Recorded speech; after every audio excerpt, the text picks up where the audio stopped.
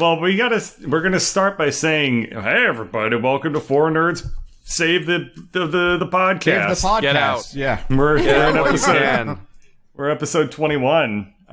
Leave. Yeah. Save yourselves. I think that should be our next year's New Year's resolution. our next year's like our April Fool's podcast, since it's always but this year's was That happened a already. Sunday. No, but April Fool's is not always on Sunday, so we're gonna have to wait a couple of years before we can do that again. Shit. But also, then you would go on to upload it in August. Oh, called out. Oh. I am almost caught up. I'm almost there. I exclusively collaborate with people that don't upload the videos we make together. They're going up. Because, like, at the same time, I've been recording every single week with Andrew for, like, the last, since the late last year, and he hasn't uploaded a single video in, like, months now either. Keith, we've just been burned too hard. Our hearts, our souls right now are stepped on slightly. All right, yeah, lots of cool stuff we want to talk about today. Persona 5, that's the big one. Let's open things with drama.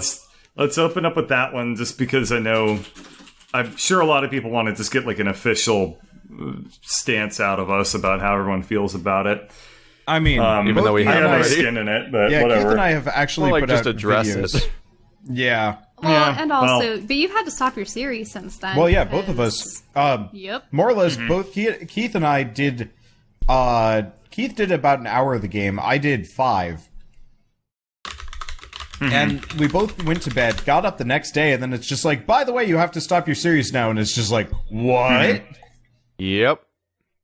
And for So did you guys not even get any advance warning about this? no, or what? none whatsoever. And they've been cool about Persona 4, right? No, the signs were there. Actually, it's our fault for not actually knowing that Atlas was complete dick nuts about this sort of thing. Does that mean we won't be able to play Dokapon? But it's also their fault for being, like, the only people who are crazy. Yeah, like Even Nintendo's not this bad. Yeah, Sega owns Atlas, actually, so it kind of makes sense that Atlas would have this like weird quirk. But Sega in the past actually took down, was it Shining Force or something like that? Took down a bunch of Let's Plays because they were publishing a new game of that name, and they wanted to have the top YouTube search results. Which that's right. Yeah, was really scummy. So scummy. Yeah, and Like, this kind of thing hasn't happened since Ratchet and Clank, really, and that was like a more passive aggressive, like nonsense thing. Was Black Clank, not Clack. They were using actual Universal footage for their cutscenes, so of course it would bring up copyright issues because they were literally using the movie footage. Yeah. That was more like incompetency, whereas this is like actually spiteful. Yeah, I don't think it was malicious. actually even intentional on the part of Ratchet and Clank so much. I think that they didn't really think it to through. rewind for people, the Ratchet and Clank video game that came out like last year, that was a tie-in for the movie that came out for Ratchet and Clank. Featured actual scenes from the movie as some of its cutscenes, so that meant if you did a Let's Play of it, the videos were taken down by Universal for having the movie in it. And despite this, the people who were doing PR for the game were distributing the game to Let's Players and stuff like that for this purpose of playing it, and like nobody was thinking about how this was going to turn out, I guess. And so Wandered Bot and I both lost our playthroughs of them. Yeah. I want to say I got like 9 episodes in, and then they took all of them down, and I'm like, what? So I finished the entire series and was uploading the finale, and I kept trying to re-edit the finale so it would go up, and every time it went up, it got blocked, and then over the course of the next 24 hours, every other video in the series got blocked, and I'm like, oh cool, yeah, glad I wasted all my time. Super screwed on it. Yeah, that's I right. still have an entire playthrough of Ratchet and Clank on my hard drive. I had like a lot of views on it YouTube. too. Like I did really well with that one. You kept it up because it was doing well, and you got like at least publicity out of it. Which, that was at least artists. It's really it's always good to do stuff for free because it's good for your portfolio, right? That at least felt incompetent or something. But this one is straight up like Atlas putting up a letter saying like, if you stream past a certain date of this game, we will take your channel down. in highly big, nasty caps lock. Oh yeah, they got a lot of bold caps. Roar. Wait. They put out like an official, relatively as close as it gets to legally binding in this weird business statement that had all caps in it. Yeah, there were all caps in it. This Well, was like, this wasn't those even legally binding. millennials, These were they- threats. Illegally those- binding would It's have like, us signing we will things like take the you EULA down, when we or launched the they game will. or something. Actually, they So were saying basically, they. if you do a series on this game, you have to stop before the date 7/7 inside the game. But on top of that, the rules get weirder and weirder. Up until that point, you're supposed to not show the boss fights of the game. You're not supposed to show how any of the dungeons end. So I guess you're supposed to just arbitrarily skip forward or something with no context. You're And basically also, just for some reason, you can't have videos that are 90 minutes long, Yeah. even though they did already. Yeah, they had like 2-hour long streams for whatever reason. Oh yeah, For did their they own have their game own that you can't streamers? do for more than 90 minutes.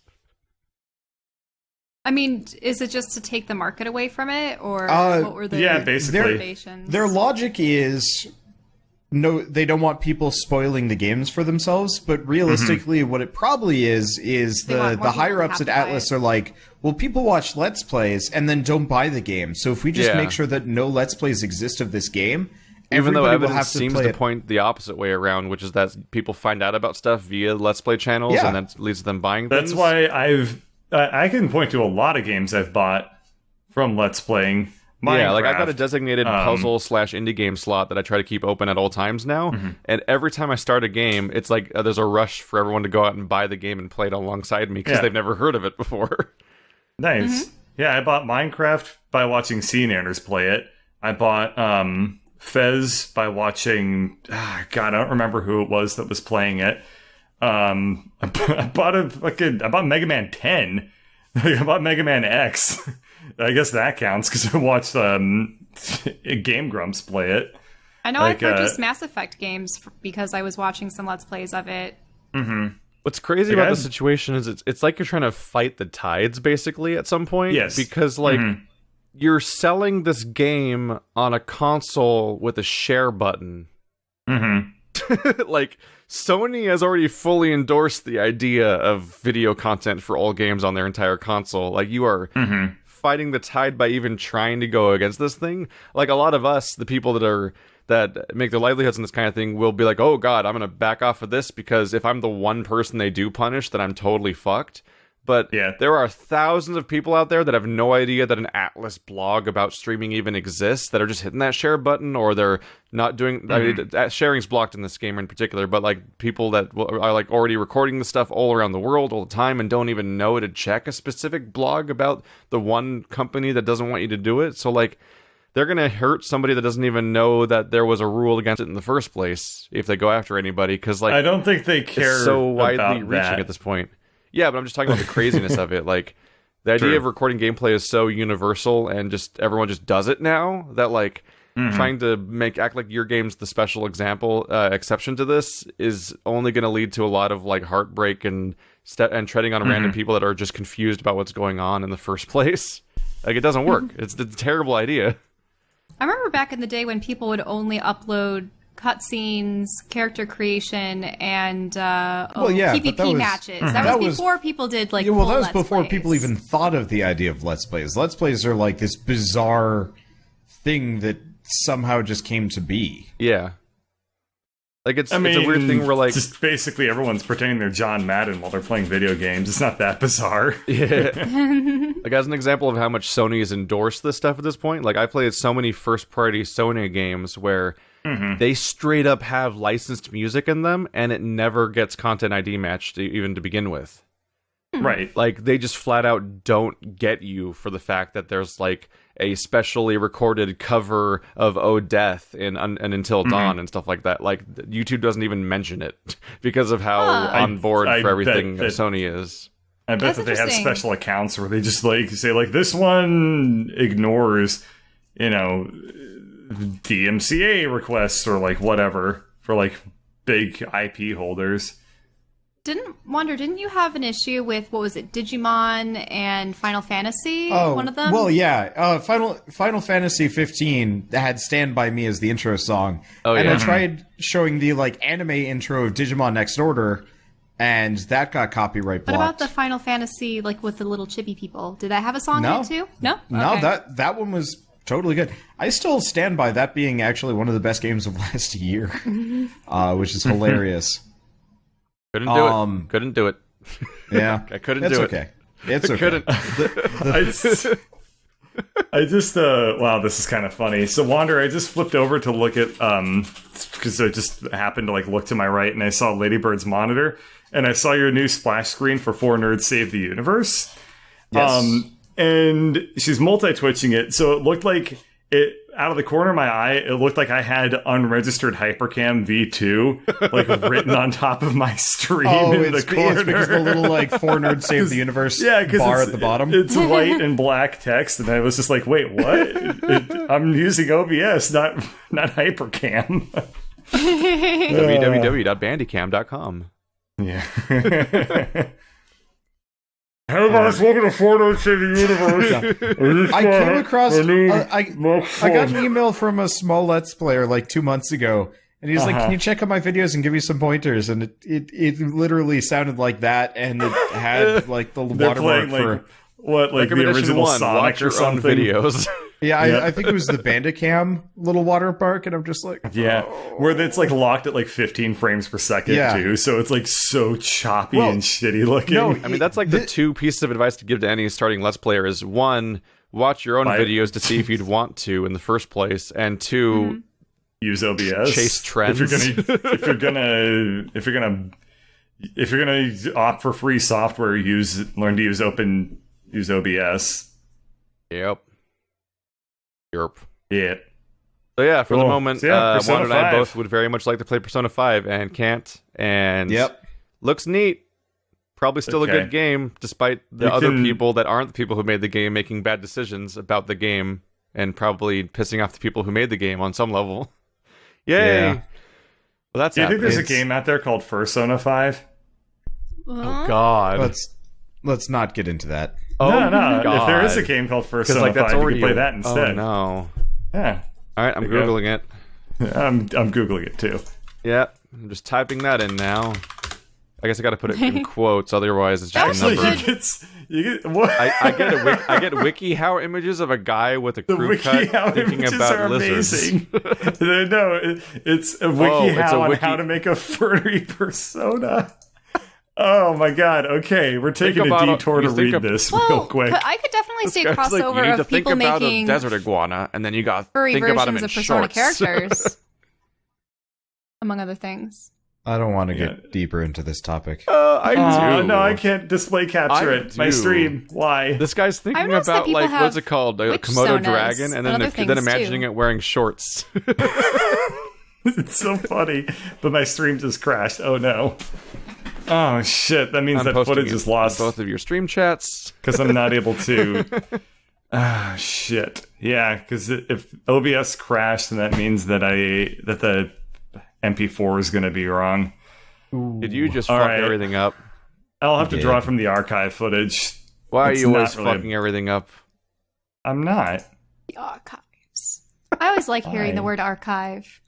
For some reason, it always brings me back to Star Wars Episode 2. Why is that a good thing? Yeah, really. Why were you? I've never heard I anyone know. say that fondly. I liked the design of the library. I liked the way that the librarian was dressed and how Obi-Wan was trying to lead an investigation. But, oh no, the data has been removed from the archives. Except I thought it was really creepy when a child had to tell Yoda about the archives being erased. Or when It's like children Obi-Wan- were in the movies at all?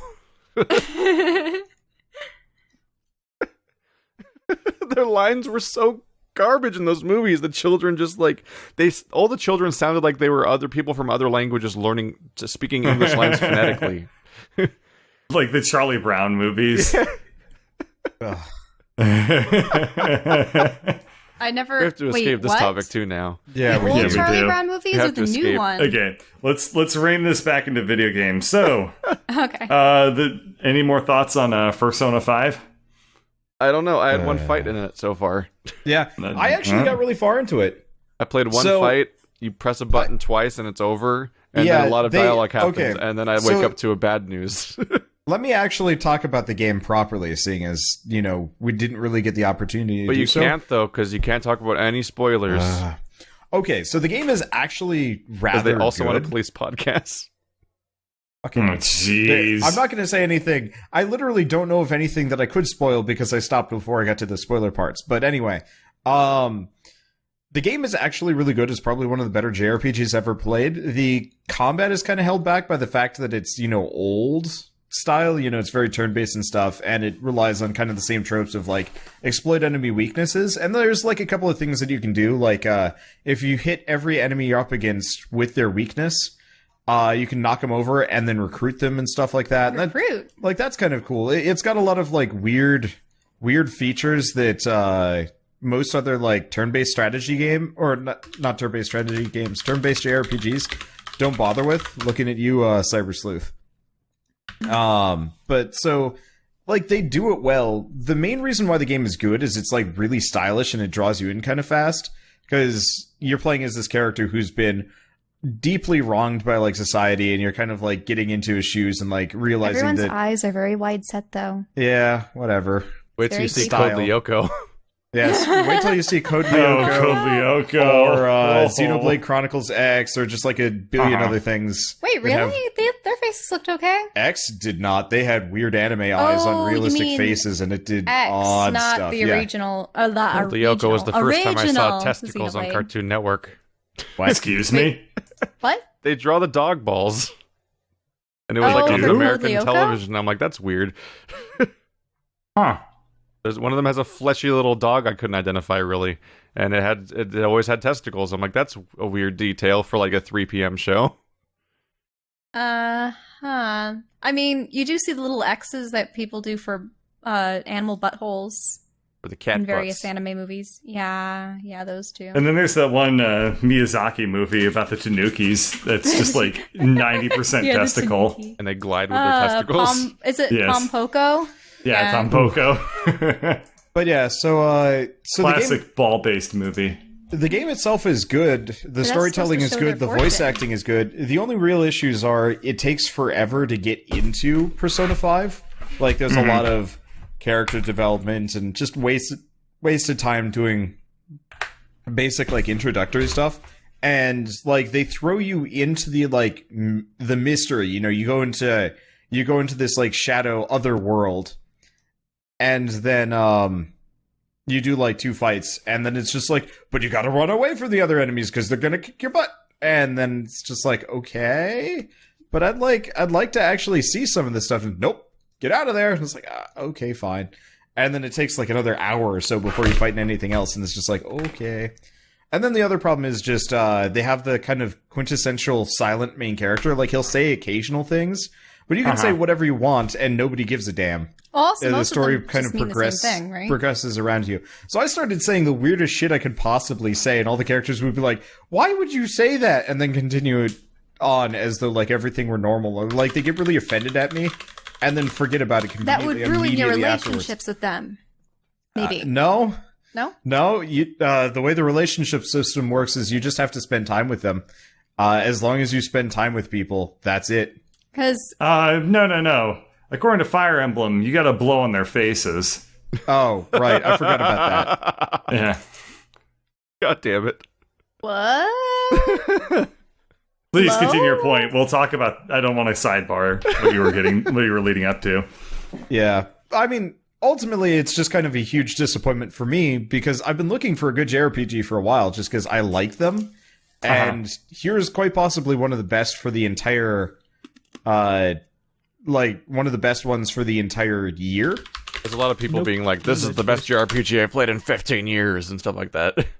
I'm not entirely sure if that's true. I actually really loved the Xenoblade ones. Because the one problem is, one of the other problems is the story is very rooted in reality, as silly as that is.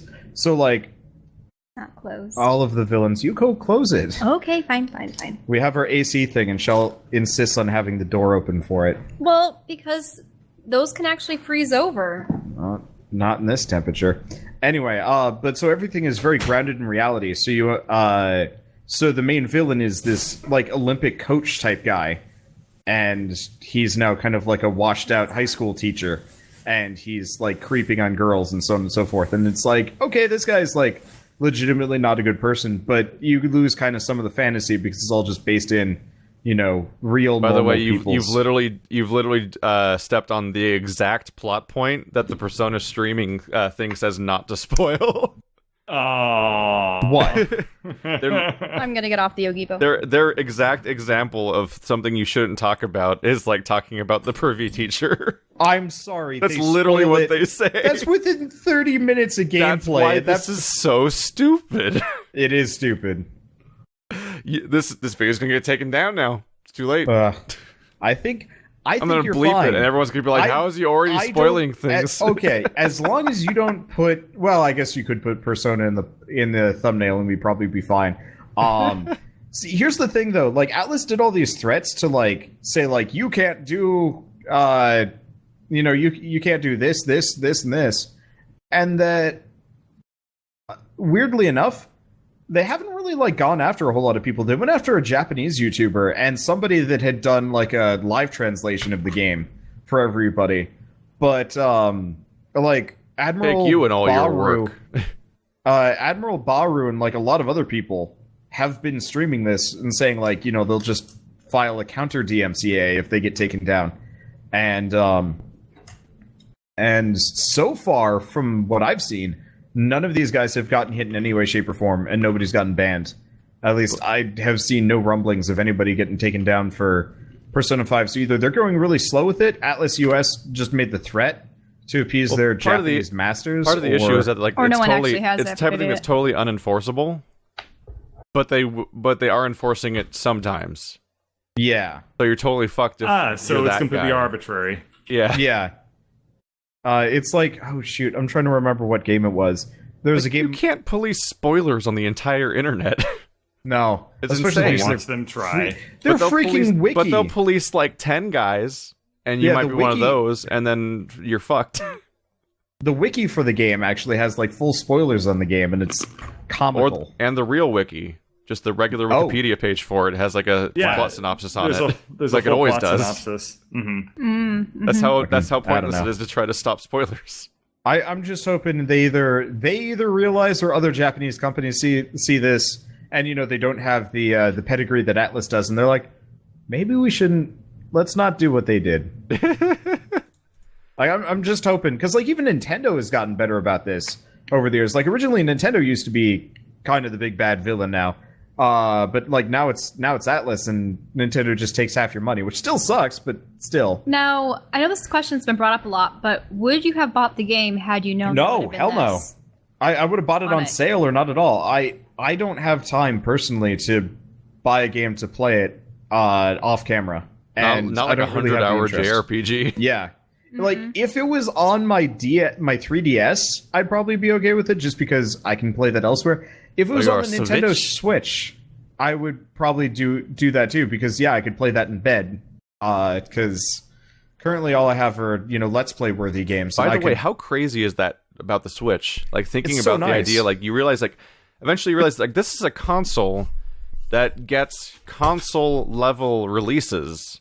Yes. Like mainstream console releases, but also just turns into a handheld. Like suddenly, for the first time, there's a value add for a console. Because like, when a game comes out on PS4 and PC, for example, you're like, well, if I have a PC that runs it, then like obviously PC. And like, why would you ever get the console version of one of those games in most cases?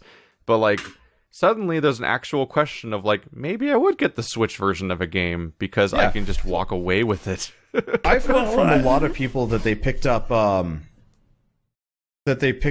their Switch to be like an accompaniment for their PC, because very rarely do you get crossover titles between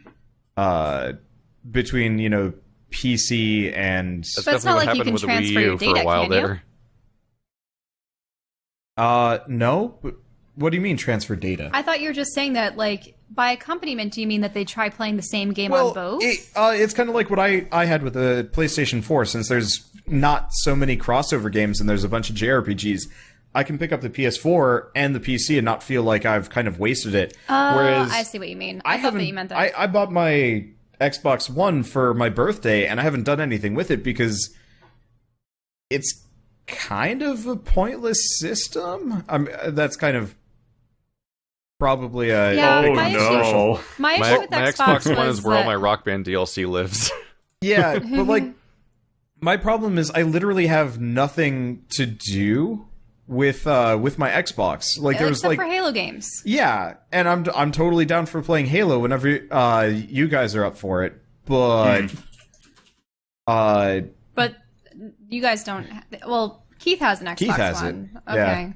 Yeah. But the main issue is just like no Xbox One exclusives have come out recently that's like, I need this, and that feels weird to me. Part of me with the Wii, not the Wii, what am I saying? The Switch, was wondering if it would eventually phase out the Game Boys.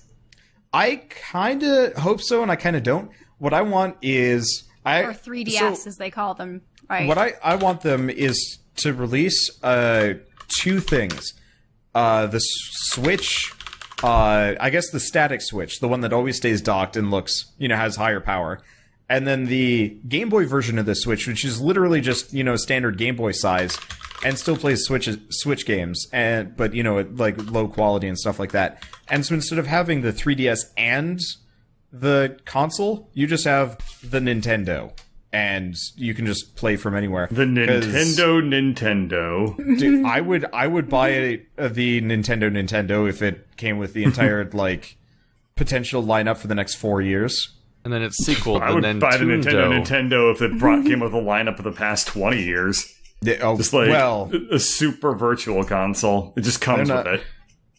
They're not so great at delivering on that, though, which sucks. Yeah, but I want one where they just, like, from the bottom of their hearts, just like it comes with all the games. It's like you can play all the Marios from the past. You probably can't play any Rockstar games because they'd be like, no, licensing. But anyway. But yeah, I absolutely hate it when older games are practically inaccessible because there's no version of them available via PC or it's really frustrating to try and buy things legally and have it be more difficult than pirating. Yes. It's like, I want to buy a DVD of Evangelion or something like that. It's like, it's like $70 now. This is going to feed into Shell's rigmarole, but if I wanted to get the Myst games, it would be easier for me to pirate them than to buy them anywhere past Riven. Right. Yeah, they're like that middle series is just lost. My father has them at home. If you want, I can bring back the tangible discs. He's not going to play them anytime even past recently. that, I don't have a disc drive. Yeah, I don't have a CD drive. I haven't had a CD drive in ages. Well, some of them do DVD require drive. DVD drives. I know the later games require DVD drives. You could also just have a computer, or you could just have a digital download on Steam that has the thing. The problem is, aren't the other ones via Ubisoft? Yeah. Yeah. That's what makes it difficult. You hit the nail on the head with that statement. Speaking of, actually, seeing as we're on controversies, so I should bring my laptop back because it has a CD drive. Yes, probably. Did you guys hear about the Ubisoft controversy with For Honor at all? No, but apparently, fucking calling me surprised. Yeah. So For Honor is actually one of the better games that they've put out recently, but they've had a lot of bugs and issues and stuff, and that's separate. Hey, that's the one with the ridiculous commercial I told you guys about. Okay. I think the one where they were fighting over the flowers. Okay. Yeah. But so the reason why I bring this up is I've just been hearing the back and forth from it on the game subreddit, because that's generally where I go for news because I'm lazy and don't have time to read through every syndicated source. So the issue with For Honor that I've heard that people are super angry about, apart from balance and stability issues, is it would take you, I think it was It was 700 or more hours to unlock everything in the game. Of like, wow, yeah. Can you buy it? For a couple $100 you can buy it. Yeah. Oh my god. Wait, people can purchase aspects of the game? Yeah, you Okay. can buy the unlockable content. Yeah, so you get like different accessories and like visual stuff. So it'd be like if someone just threw a bunch of money into League of Legends to get all of the skins and stuff. Though you could build up IP for it. Yeah, but it's actually fairly reasonable to unlock all that stuff, but also there's not a requirement to get the cosmetics, whereas like in this one, some of these things are like new swords and stuff that you actually use. Oh, so it's a pay to win. Ish. It's a pay to have a more interesting It's basically kind of like experience. League of Legends or something. Yeah, Pay to do 20% more damage before your person you're fighting disconnects anyway. Yeah. Game does not seem to be in a great state. There's so many people problems can with that disconnect game. mid-battle. Because the game doesn't have dedicated servers. All of the online play is peer-to-peer. So, well, I think it's peer-to-peer, but the point is, like, there's no central servers, there's no master servers. So when you start a game, somebody's basically declared the host, and they can like cheat, they can do whatever the hell they want. And they can like disconnect you, and if their internet's really would that bad, instantly grant them victory or something? yeah, of course. The big thing is that if people leave, the game pauses for a while and then migrates host over and over again, and then often leads to like an cascades of RTS. people leaving because then the game's not fun with messed up teams anyway. So It that's gets real very messy. interesting because that's usually something that's only required in real-time strategy games. Like, if somebody disconnects from StarCraft, for example, it has to shuffle around who the host is because they use what's called a lockstep model for their multiplayer, which I don't think FourNerdsQuestions uses like a lockstep model. I don't think you can lockstep real-time action games, really. I don't think you can, like, not inhabit. You can't lockstep. No, you gotta do and Call have of it be Duty cohesive. style, like, lag compensation where nothing quite actually makes sense and it's all kind of unfair. Yeah. Well, we just like make perfect compromises designed to make everyone a little bit salty. God, online assume shooters that's were probably how it broken for me works. once I saw like the evidence of like how people can run around the corner and shoot you before they show up on your screen. Like, and Yes. that's just a normal part of how shooters work online. I'm like, oh, cool. So I'm never playing those. I mean, speed of light's the speed of light. You gotta live with it, I guess. It's not great. It's not great. What I have heard fixes for Honor a bit is that the the peer-to-peer for one-on-one is supposed to be just fine generally, and apparently if you're playing the proper one-on-one mode, that's like the dual mode, I think all of that unlockable stuff's also disabled or something. So, okay. like, every So there's a way to reviewer do and it. every opinion piece and everything I've ever been exposed to about this game is about how the team stuff is garbage anyway, and the one-on-one is like where all the depth is. So knowing that it has good connection and has all that shit disabled anyway means that, like, if you're playing the best mode, you're probably doing great anyway.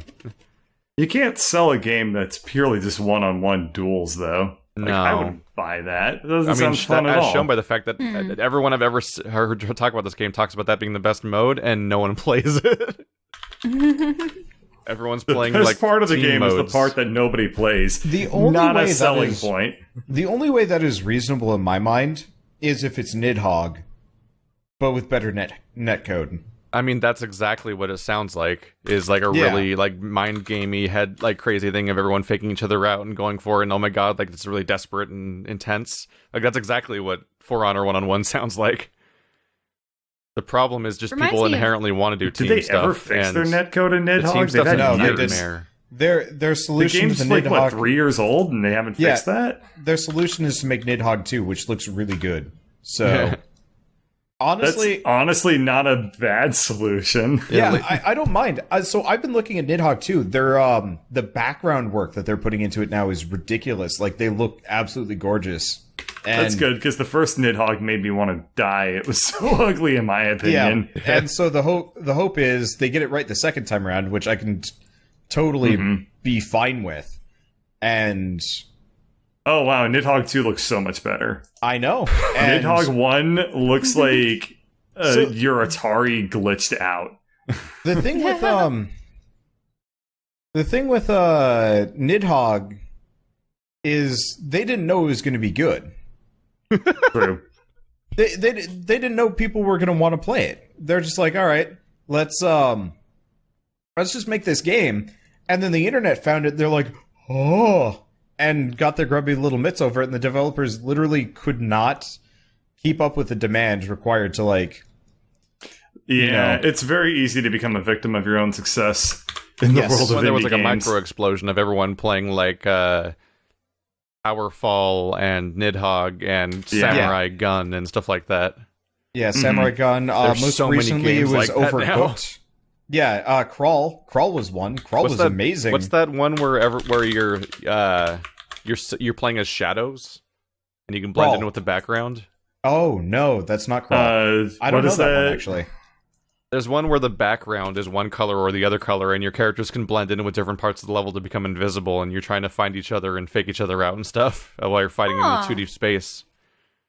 It almost sounds like Screen Cheat, but I know that's not what you're thinking. Screen Cheat is almost like almost like a 3D part of the genre in a weird way too. Yeah, it is. There's actually like 12 of those now. There's one with ninjas. There's Invisigun Heroes. There's like a bunch of them. It's weird. Is it called Duck Game? No, I mean like another game in the genre. Is that what it's called? Speaking of, Duck Game is really fun. We should maybe play it someday. Duck Game? Does it involve ducks? Bird, did you play Duck Game with me at all or no? No, because I now know why Keith is laughing. Well, delayed really, reaction. Is that the It's title, about ducks. or am I? It's about ducks. It's like a platformy shooty game. It has a quack. Wander, I've never played Duck Game with you because, before I even heard about Duck Game, literally my introduction to knowing that there was a game called Duck Game was you complaining about it because you were really grumpy because other people were better than you at it. Okay, no, it wasn't because somebody was just better than me at it. I'm being disingenuous, yes. Rockwar was unbeatable at it. We'd 3v1 him and he'd kick our asses. It was like beyond the point of like enjoyable how little I got to play that game. He was indestructible. Because Rockwar would just kill me. And I'd be like, I'd spawn in, I'd like grab a gun and I'd already be dead because Rockwar somehow like just gimped me to death. And I'm just like,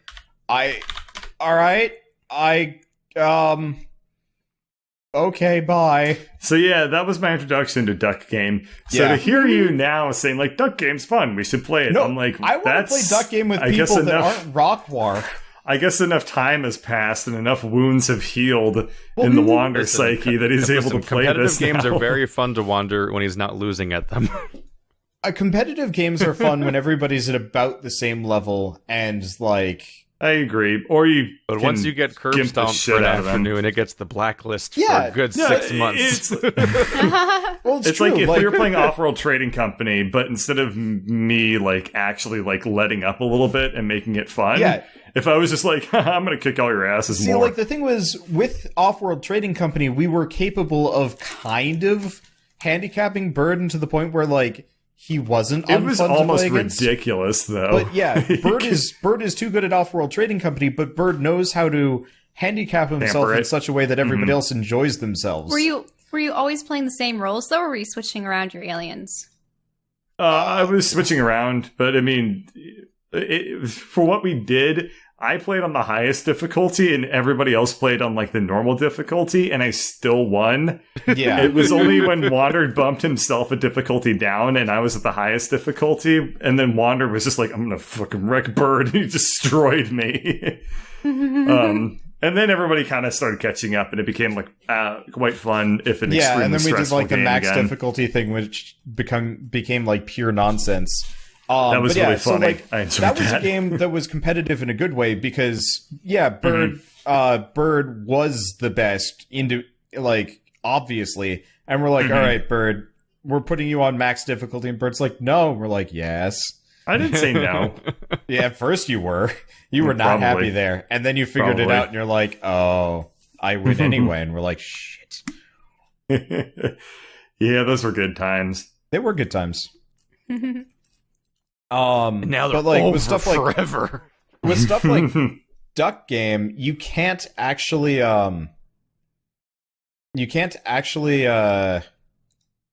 like handicap people very well.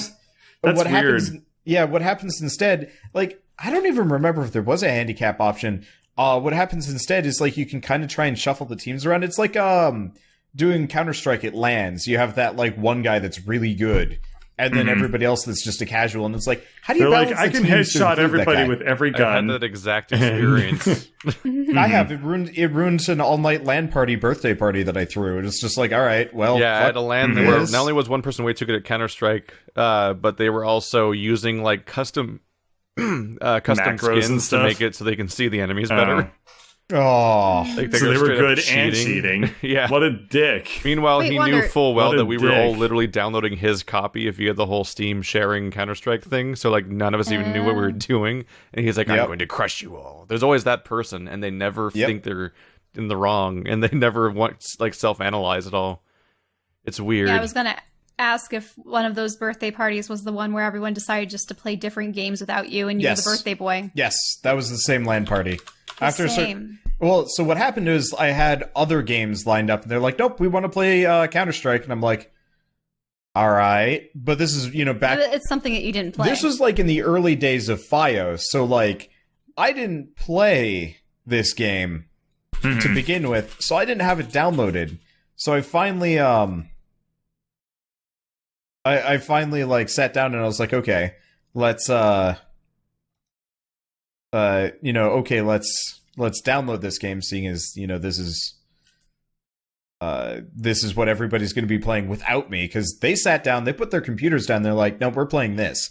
We don't care that you have Halo, we don't care that you have whatever, it's just... and this was your birthday. Yes. The worst friends growing up. They were awful. All your stories about your childhood are just depressing. Yes. Damn. That's a I had the statement. weird experience of having people crash my birthday party that I didn't know, and they didn't know me. And nobody knew Go why they on. were there, and I'm like, what's going on? Wait, what? These people are in my house. What? Because people would just Were they hear the idea family, that people or were were they- getting together, and they would just show up at, like, the place like it was a regular party or something. And it was like, no, this is... Oh, I see. Teenagers are bad Huh. at social graces. Yeah. Wait, so would teenagers be driving down the road, see a house with a number of cars parked in front of it, and go, that must be a place where we can, partay? And There's it's weird like, moments. But that's a stranger. I also had the fun experience of sharing an exact birthday with a significantly more popular person. Ooh. So That hurts. you'd be able to see the signs that people were choosing which place to go to. Like, hey, you got any plan this weekend? No, what's going on? Like, I have a birthday party. Oh, yeah. That sounds cool. Instead, I just actively try not to acknowledge birthdays most of the time because Yeah, same with then me. you just don't hype it up and you don't make expectations for it because I don't Words think I've ever of a had a wounded birthday party man. that blew my mind or anything.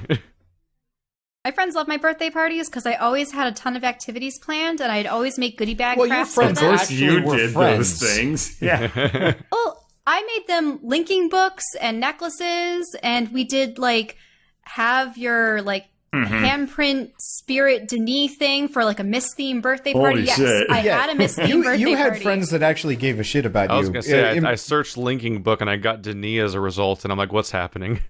Yes, yeah. I Shell had a and- Miss Theme birthday party. yeah. Yes, and I had Apparently. saved parts of the game so I could show them my favorite cutscenes in Yabi because everyone loved. Well, actually, that was my original name for whatever the creature was, but now I made my own creature that's named Yabi. So yeah, Shell. You had Shell's cool been- friends. This Bananas. actually segues really weirdly into a topic I wanted to cover. Okay. Because Friendship? No, because the Zelda escape room felt The like Zelda a Zelda escape themed room. birthday party. Yeah, All the way down to that would be weird awesome. stuff. All the way down to they had Really? a projector set up that had dead pixels that was showing Ocarina of Time cutscenes. I should have had a Zelda themed birthday party. I forget what my other themes were. I had Ocarina of one. Time cutscene. You know what? Yes. We should throw Keith a Zelda birthday party. No, a Dark Souls birthday party. I don't understand Zelda. What do Dark they think? Souls birthday they're party, gonna just they're stab gonna the really shit out of feel immersed if we play this 3D animation cutscene. It was straight up revealed to me during the Zelda escape room that I don't understand Zelda, because some parts of the puzzles wouldn't involve Zelda knowledge. And I was like, I'm I'm amazing at that. Like, so you had to know like what a dodongo is, or like. Let's start at the beginning here, basically. So okay. So we did those escape rooms at the that containment breach, stuff like that, like a month or two ago, that were like really, really good. And one person caught wind of the Zelda escape room that was touring the area, and so just got tickets and like found 6 people to all join in on it and stuff like that. So Andrew and I, this led to me and Andrew commuting to San Francisco, which is already a mistake to go to San Francisco for any reason, really. Uh-oh. I remember you bringing me for that. Yeah. So what should have been a short drive was like hours of driving through traffic and one-way roads and driving the wrong way down one-way roads and trying to figure out how parking structures work and where they're hiding them underground and stuff like that. No. All to go to this escape room where when you get to it, it was on the 3rd floor of some building that they were clearly like just renting out this one room.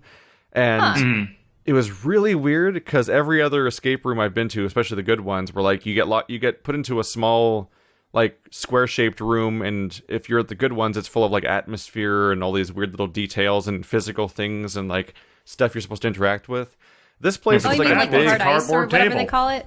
This place is like one of those big rooms they set up like a church lunch at or something after, or whatever like you call them. Fold-out tables and stuff. And so in the middle of the room, there was 6 circular tables that were like 2 feet in diameter. Like really small, and 6 of you were supposed to sit around each table because that's the group you came with. And yeah, there was multiple simultaneous groups doing the puzzles independently of each other simultaneously. So there's no atmosphere at all. There's no atmosphere. There's like stalls that are like set up, like they're kind of decorated and stuff along the wall, and it's like that's the Zora one, and that's the Go Rock People one, and that's the Kakariko one, and there's like each one has one NPC cosplayer standing in front of them. And you're supposed to bring them stuff at certain points over the course of the puzzle. But the vast majority of the escape room was you sitting around a table with what was like the equivalent of like was it like kids menu like toys? Like you go to a store, you go to a restaurant, there's like the kids menu, and it's like here's a paper that's like rectangular and has like stuff you're supposed to solve puzzles on and stuff like that.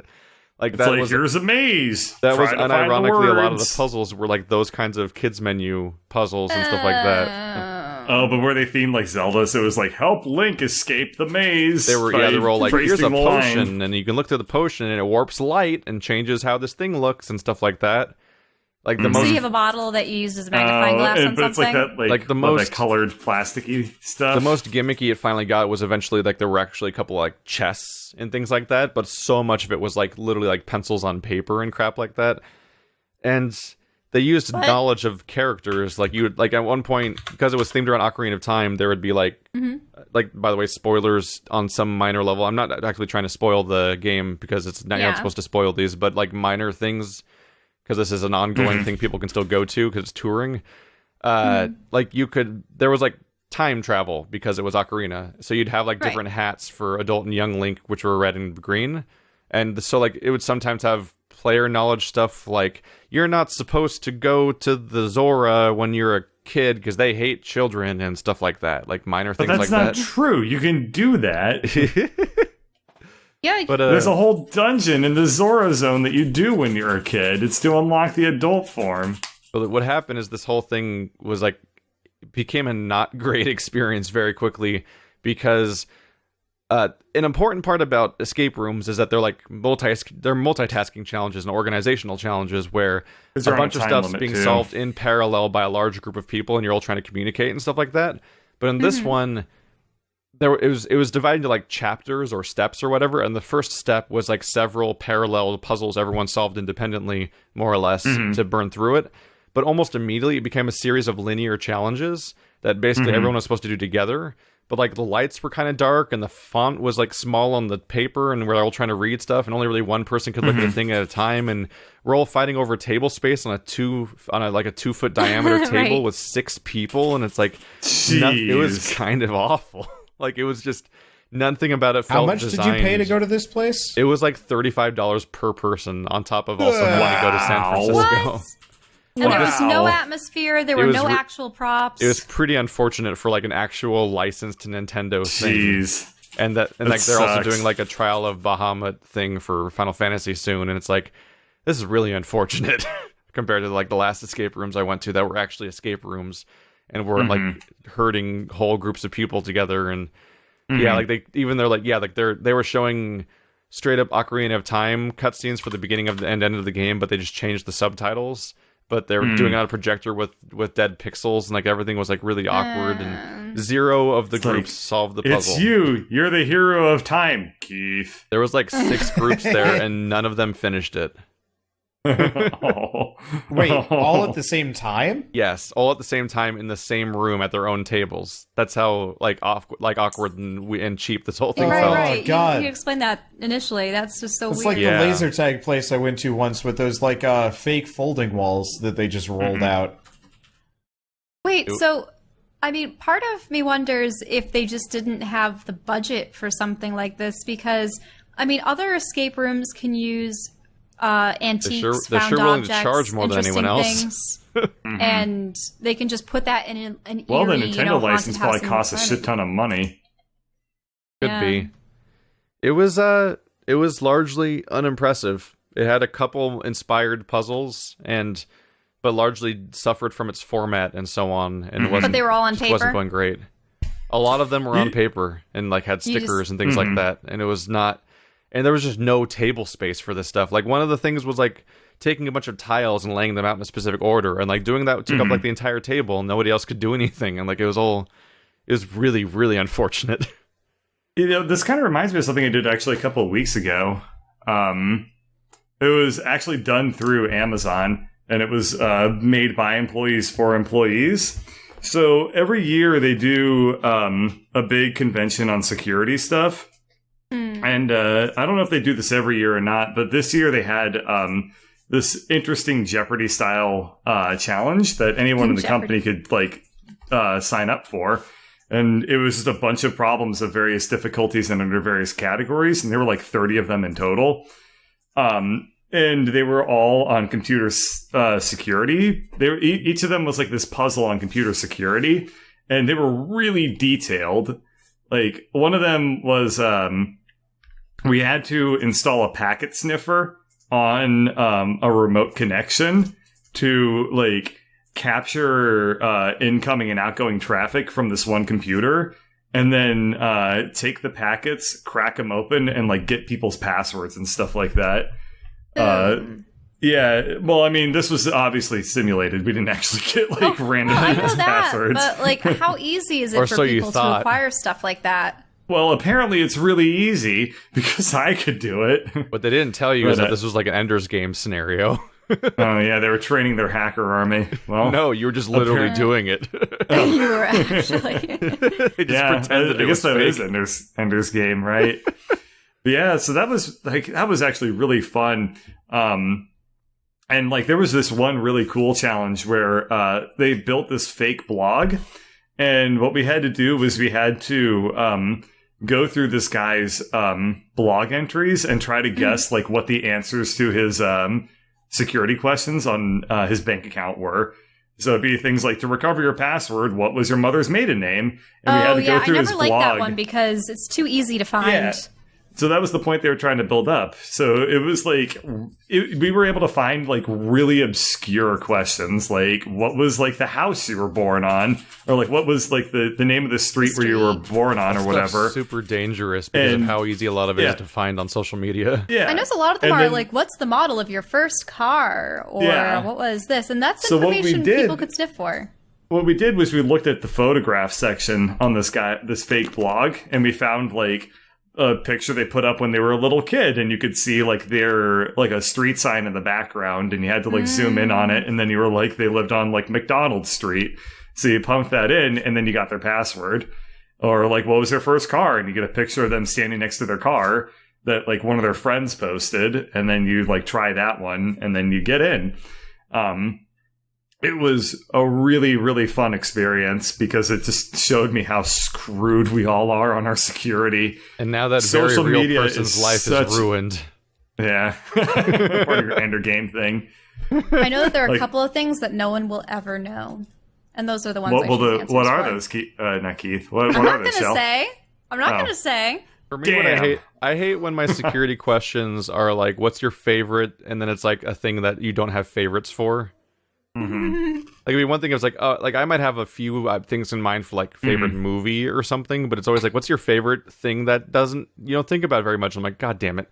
So then, like, what's you're your trying to favorite sports team? You try to log in a year later, and you're like, I don't even know what my favorite was last year. I just made something up. Yeah. You know what I wish would happen?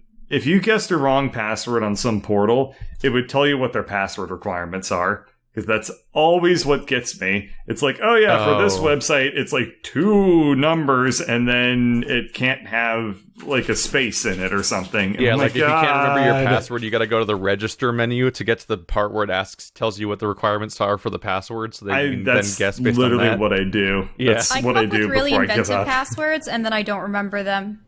Mm-hmm. It's sad. Unless I use the site enough.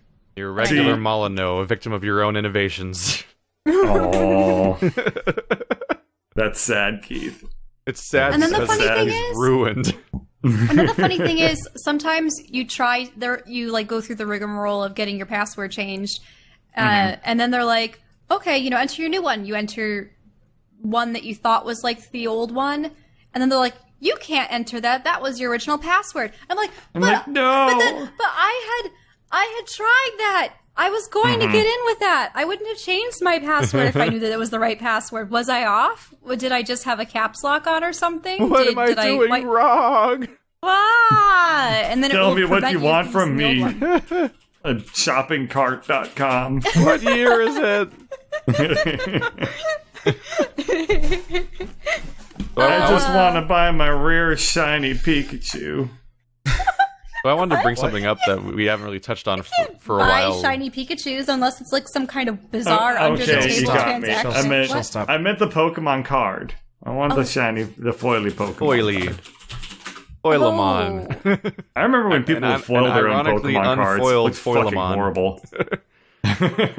When people would do what with their cards? They'd foil their own Pokemon cards to like be like, I don't have like a foil Charizard, but I can always just like foil them myself. And they always were like really, really, really bad looking. Like if you hold it directly under the sun at a 13-degree angle and look at it, you can see like the Nintendo logo. I always feel bad for the cards that get painted over. Because I understand why people are doing it, but then you can't see their stats and attacks and everything. I don't mind that as much. I actually think that's really nice. They look really cool in my opinion. Bad if it's a like rare one. I thought you were feeling bad for when they replaced the art. No, when people like paint over the bulk of the card. Like extend it out. By the way, how shit were early Pokemon cards? Awful. Like completely awful. They're hard to look at. That's bad I had art. friends that would get the like knockoff cards, like the fake ones. I like how every what am I looking at? I like how every 15th Pikachu? I like how every 15th one is 3D. Yeah. Oh yeah. Those the really disgusting. shitty early 3D Disgusting. There's just randomly like 10 3D ones. I'm like, why? Doesn't Pikachu have a neck? Why is he a fucking potato? No, Pikachu used to be fat. They made him cute when he became a mascot, but at first he was a fat little monster. He was actually very round. Yeah. And had larger eyes and a smaller nose and mouth. And then everybody went bananas over it. They're like, I guess we'll just put him in the show and then make him the mascot pretty much of all of Nintendo, save for Mario. But honestly, at this point, I'd say call. He very much transferred from being plushie to being action figure-y over time. Yeah. Mm-hmm. Dude, all the like weird Pokemon paraphernalia through the years. Did you guys ever get like any of the weird shit or no, not really? No. I think I've already told the story about my had those grandparents Pokeballs with and the gold drawing cards in for them. piggy banks. Mm-hmm. My I did not get the piggy bank. my aunt would buy Pokemon stuff, so I had like the 30 3D different Pikachu. Yep. Do people why remember does he those? need to shave? What? He's got a fucking 5 o'clock shadow. What? Here, Do people remember the gold Pokemon cards that were like inside of Pokeballs display things? Oh yeah, I have some. Yeah, I have one of those. Yeah, I had a few. Those are cool. I had like a set of those at one point. I think I Here, have this link Pikachu is and weird. You gotta- Jigglypuff, except they've tarnished. You have to take care of them. Nah, they're cheap Which is- garbage that never mattered. And That's Yeah. the secret. I mean, to it. they're still Is worth to like stop $25+ because they're in The like crazy people. Yeah, the Pokeballs were Like of actually Beanie really nice Babies. size though. So actually, I think people prefer them more for the case, the Pokeball case, than they do for the card itself. Even though it had legs, It did have legs, but you could sand those off. It was plastic. that's not worth the effort. Yeah, really. So, Wander, what's the? It's like what's the Inspector Gadget collectibles. Like, it's too much work. People are putting too much into like what's basically a Yeah. Burger King Happy Meal. What's the dumbest, like, weirdest thing you think of when you think of like odd Pokemon tie-in crap? Because you wouldn't have brought it up unless you had something to think like. Oh, Fun my mom would condom. buy like all sorts of stuff. Ew. Oh, actually, no. Okay, hold on. Two things. So my aunt would buy all sorts of Pokemon paraphernalia because it was like the only thing she knew of that was like remotely cool. Because she was a teacher at the time, and Oh, my kids love this, so yeah, it must be cool. yeah, all the students. So and she'd like offload the less desirable stuff. So Meowth. No, like the fucked up Snorlax pillow, where like his face is wrong. That was fun. Okay. Yeah, what else was there? There was just a lot of, like, kind of weird paraphernalia that she'd send me. We had, like, I'm gonna say there were knockoff pillows or something like that. I have a Tangela top, like one that you spin on the table. Oh, I thought you meant, I like, thought you meant a clothing. shirt, and I was like, No, that sounds no. interesting. It spins on a tabletop. I think they also okay. had one for Jigglypuff, but it was made out of an inferior plastic. But yeah, so when I was in California, we went down to Mexico for a little bit. Tijuana. Keith, have you ever crossed the border and like seen the like random stuff they'd sell? I've walked across the border once, and I've flown across the border once. Okay, but you really haven't like been around Tijuana that much? I don't think so.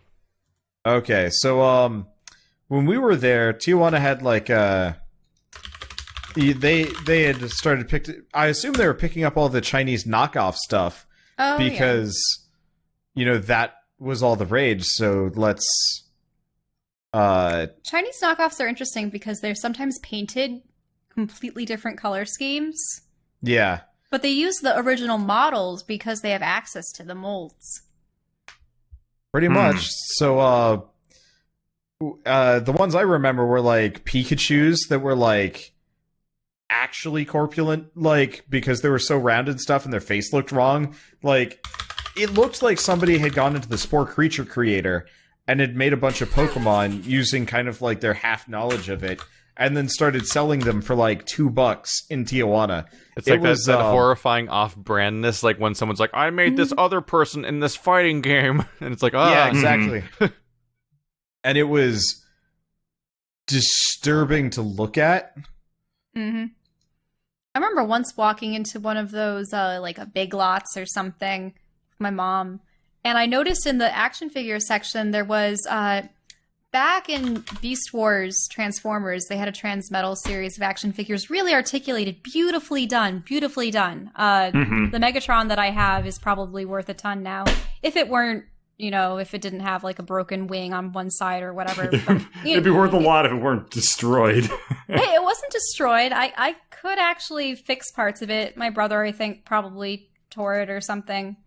But just like it has scales running down the back of the neck, and the neck is flexible, and they actually work like plating. So when you bend the neck, all of the plates it's gorgeous. But in any case, they had one of those, but it was blue and clearly a Chinese knockoff at Big Lots. And the caveat was it was perpetually in robot form. You couldn't make it into a dragon again. Or maybe it was the opposite. I forget.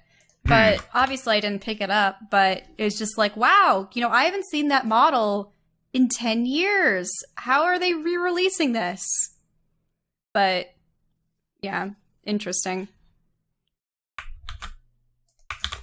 There's a lot of really weird Pikachu results. If you go on Google image search and just like look. They're not good. None of them are good. No, they really aren't. I feel like we have to escape this. Yeah, probably.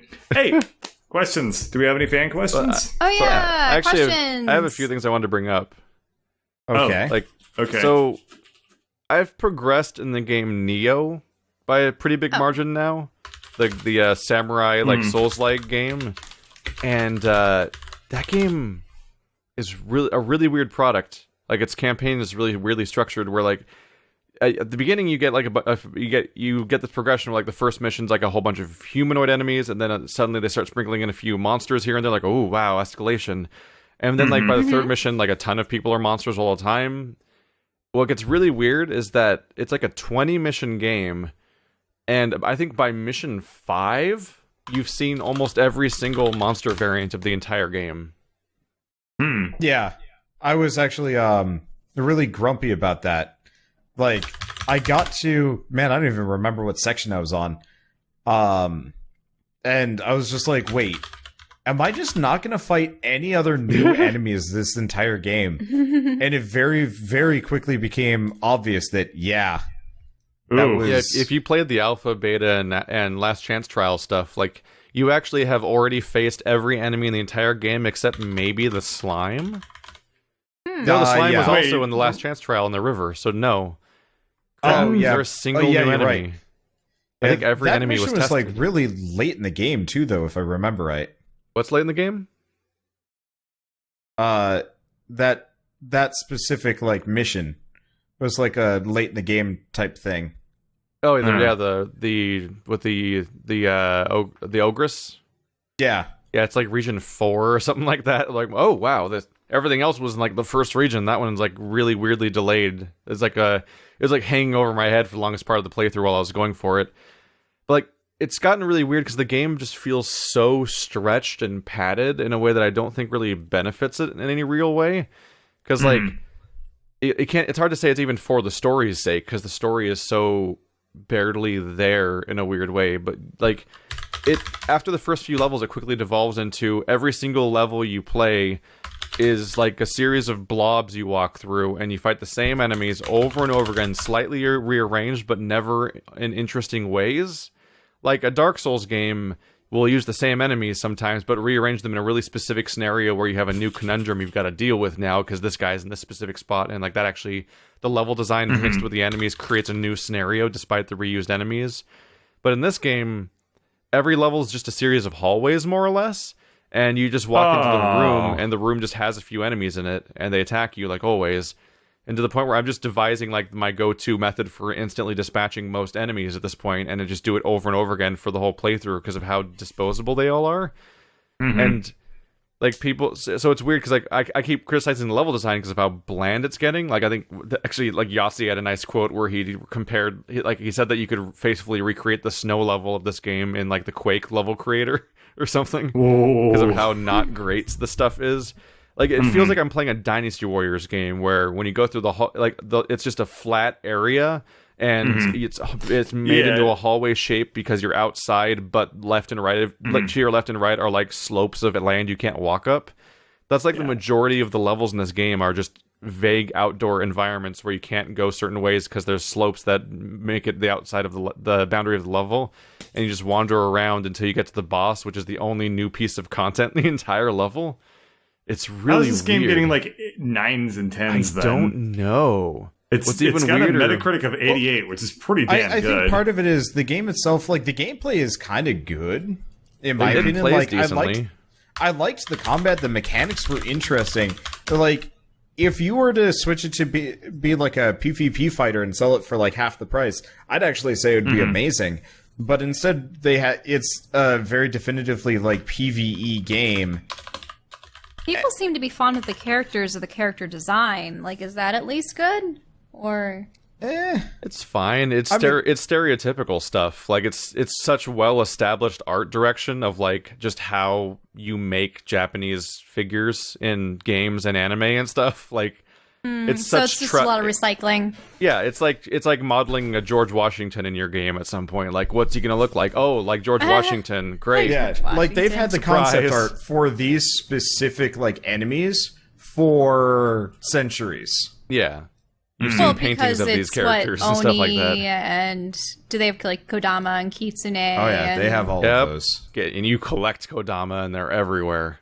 Kodama. Yeah, it's a weird. But what gets really what really started to seal the deal and how awkward things are getting is that the game starts to pull a Destiny.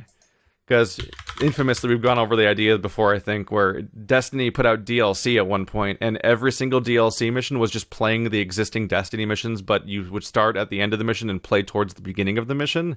They would use the same level and put it backwards. So almost every... So there's two types of side missions in Nioh. Some of them are actually unique environments, which means that, of course, now that you've established a unique environment, the next 4 side missions are going to send you the same unique environment that was made for side missions. But the other type of side mission is that you do just play a level of Nioh backwards. Yep. And every single Nioh mission has a level to play it backwards with slightly rearranged demons that are still the same enemies you were already fighting the first time. Works great in racing games. It was like that a lot in Jedi Knight, Jedi Academy. But the problem is, in a racing game, the level design is the game. Nioh doesn't prioritize level design at all. So, like, its levels are boring the first time in most of the cases, so then playing them backwards is not interesting either, because it's just running down the same hallways. Except now you know where to go, so you could just sprint there if you want to, because it's a Souls-like, and you can just kind of run to the end if you want to, and that's often the better conclusion than to replay a boring level again. It's just really unfortunate, because, like, I'm having trouble explaining why a large chunk of the game exists, because it doesn't have inspired level design, it doesn't have new enemies to fight, and the cutscenes are about 1 minute long per mission, and each one of them is basically like a quick nod at some historical figure, and to the point where they don't even introduce why they matter half the time. It's like, oh look, it's Seikon Shima. Bye, Seikon Shima. I know your name from Samurai Warriors. See you later. Maybe you'll show up 10 missions from now. Do they have like a Nobunaga or anyone else in there too? Or he would have been a different time. I don't even know yet, and I guarantee you the final boss is going to be Oda Nobunaga because it always is. That's just how that's what they default to. And if he's supposed to be dead already, so he's going to be coming back as a demon, I'm sure, because that's what they also do with Nobunaga every single time. Is the demon Nobunaga is being resurrected, and you've got to take him down Onimusha style and stuff like that. That's got to be what happens. But yeah, it's a weird game. I don't understand. The praise is a little weird because, like, yeah, it's kind of tight controls, but like the whole point of having great gameplay is that you need stuff to use it on, right? It's like that issue of like when a puzzle game has one really good mechanic, but then they're like, what if I make a 10-hour campaign? And it's like, well, we don't have enough ideas for this mechanic. So let's do it anyway. And then you're like, why is this 10 hours long? I'm not doing anything. And that's the issue I'm running into with Nioh, is like it doesn't have new ideas to express, or new levels to play, or new enemies to fight, or new mechanics to use. And it just keeps going.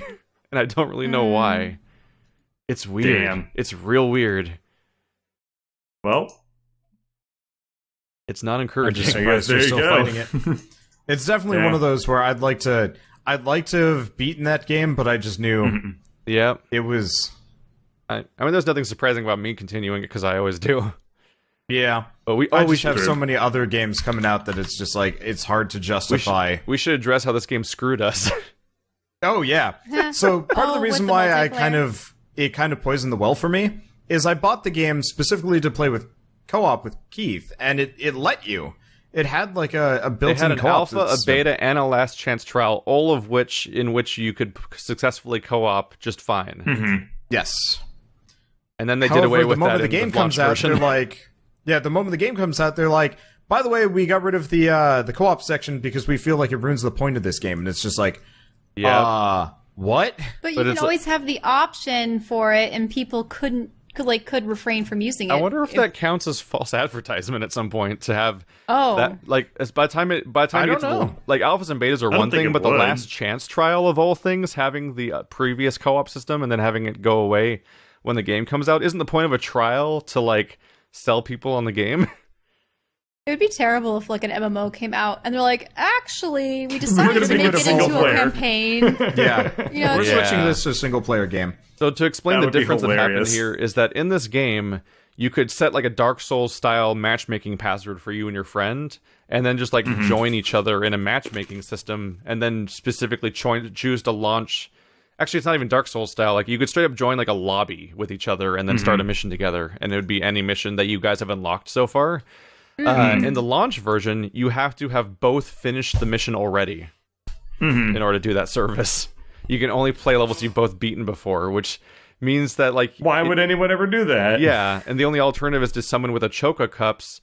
But I think you Is can it only just like the summon nostalgia people. through it with a friend? Like I think you can "Boy, only wasn't summon this people fun when we got here? Like there's a weird like sign style system that's like Dark Souls where you use a Choco Cups to summon somebody for help into your game, and that's a different system. When you matchmake together in a lobby, you have a cool system where when you die, a co-op meter starts draining, and when it drains, you fail the mission forever, and you have to do the entire mission without being able to use any shrines, but you have this weird co-op meter instead. When you summon people the Dark Souls style, then they join your game as a phantom, basically, and it's only, like, canonical progress for you. But that also had the problem where they had to have beaten it already, too. And, like, it was just such a... Like, they just changed the rules at the last second for how co-op worked and just completely killed our attempt at a co-op series, because we basically, like, as far as, like, trying to schedule our stuff, we were like, I guess we need to beat the region and then meet up on a day to then play the region together while we're all massively over-leveled, so that we're, like, 20 levels above every level we play, and it's like not even a fun. Like it took the Dark Souls trivialization and doubled it because the game really wasn't built for co-op. And like I can understand their decision, but they should have done that before they even added it to the game, because man, does it suck going in like, you know, bright-eyed, bushy-tailed, ready to go, and then it's just like, yeah, or not. It had the same dampening effect that PerSOna had, where it was like, oh, Yeah. cool. The moment we set up to do this thing we were psyched to do, bad news happens, and they didn't have to do that, but they did. They could have just not done that. They didn't do it for a whole year. But then suddenly they did it. Yay! And so killed our co-op series, which I actually forgot it existed until today. I remembered it, and I saw you like progressing, and I was just like, Oh, it was really hard to muster a will to even try at some point, because it's like, hey, you want to play levels you're 30 levels all over leveled for just because that's the only time you get to do it? Yay! Like it's hard to come up with why at some point. yeah, It was a pain in the butt. I don't know. it got I weird. liked the game.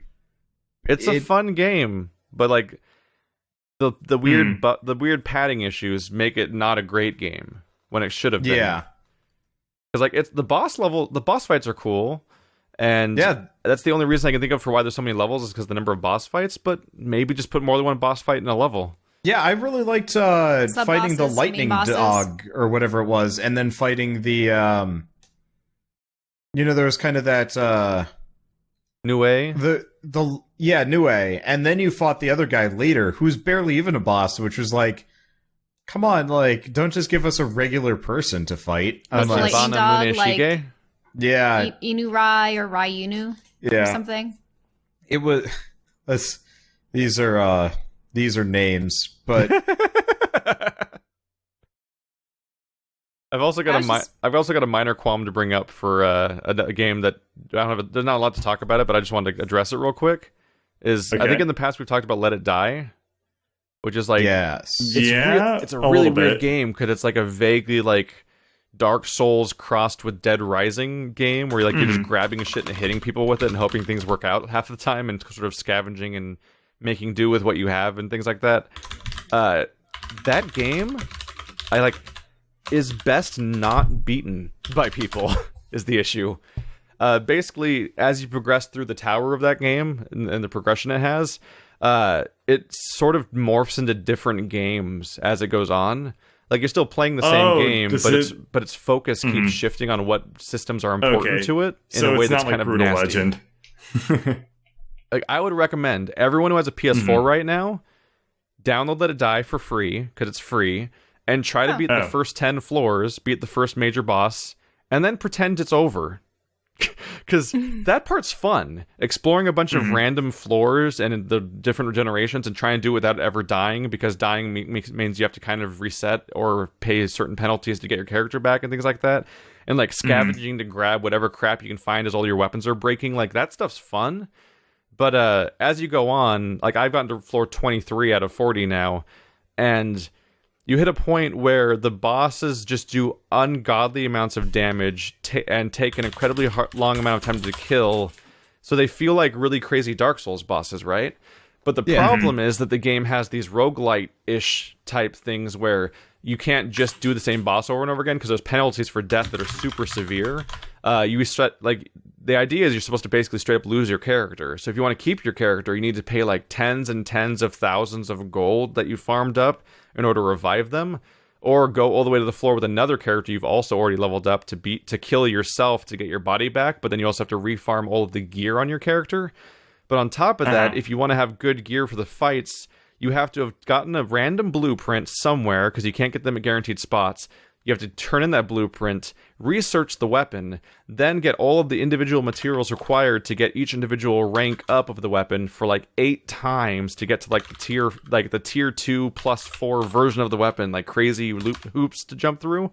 And unlike a game like Horizon Zero Dawn, which when you like, I need this type of item, where do I get it? You highlight it and it's like, it gets dropped from these guys. In this game, it's like, you need more hemp.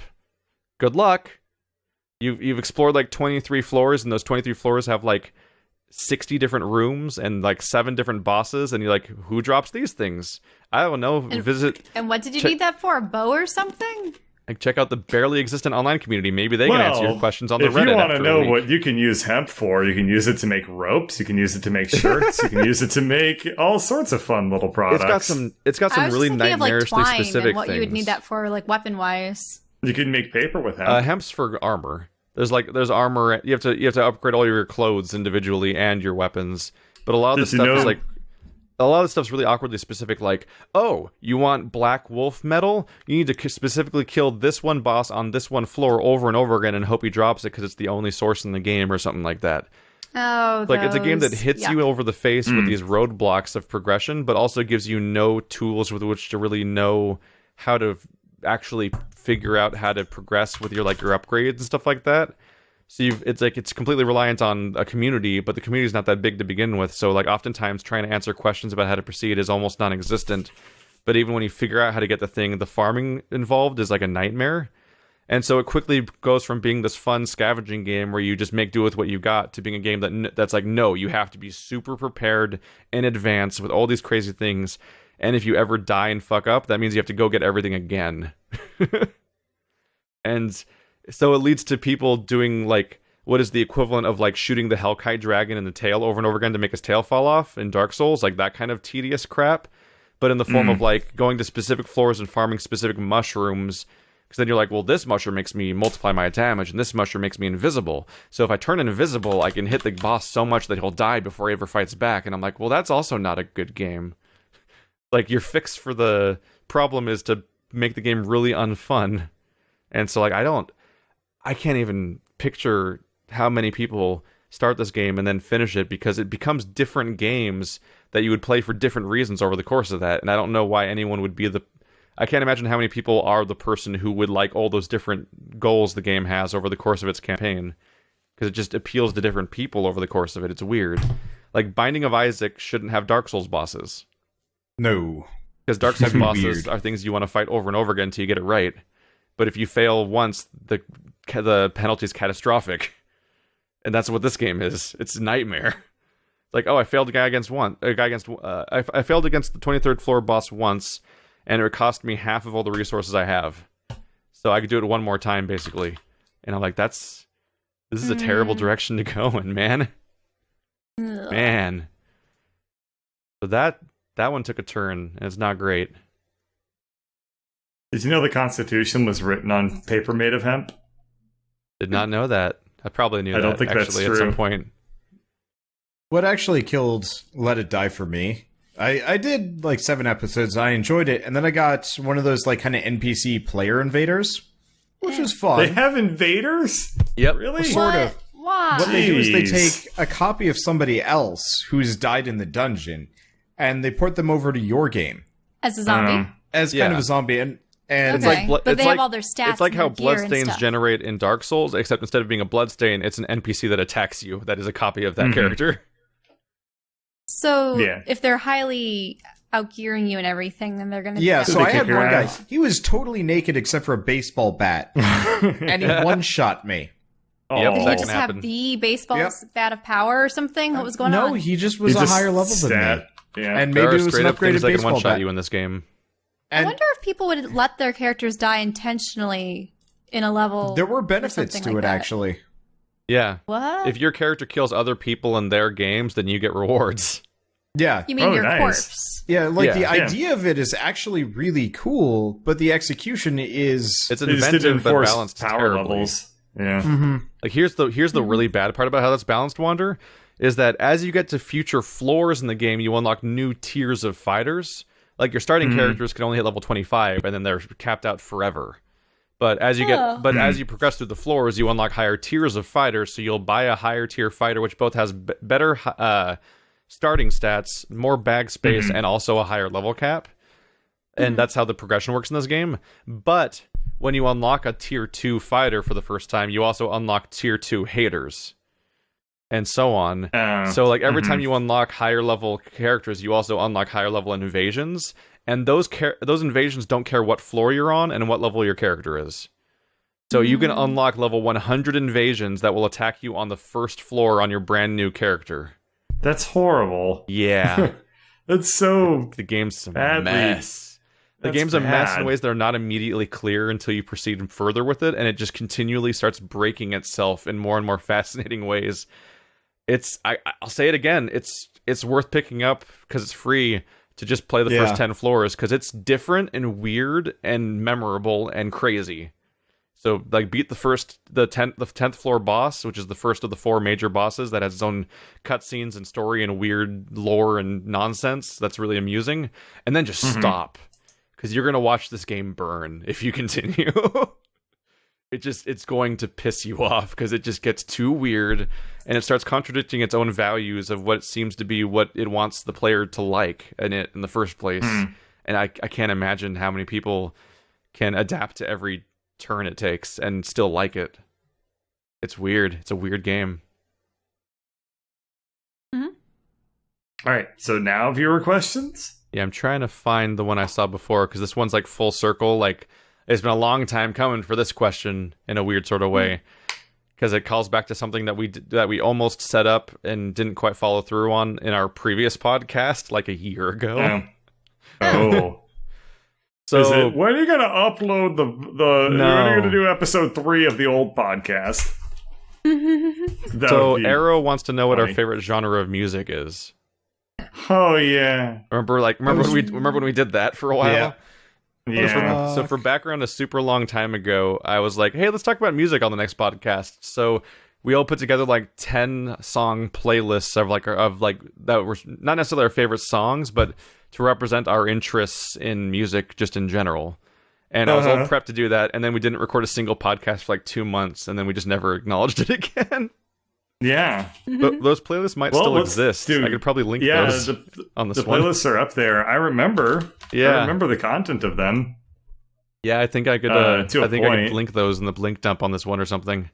Wanders was a lot of video game music. And Keats was like a lot of like You called it white rock guy music. Yeah, it was just a lot of like rock music. Like this kind of typical like college dude I'm rock a fan music. of alternative rock and like lo-fi and garage rock and just Yep. everything that ranges from like White Stripes to Pixies to Foo Fighters and stuff. Is Yeah, what makes that's me happy. pretty much what your playlist was. Yep. Which is why people keep hearing me quote like the Strokes and stuff like that during Zelda Let's Plays.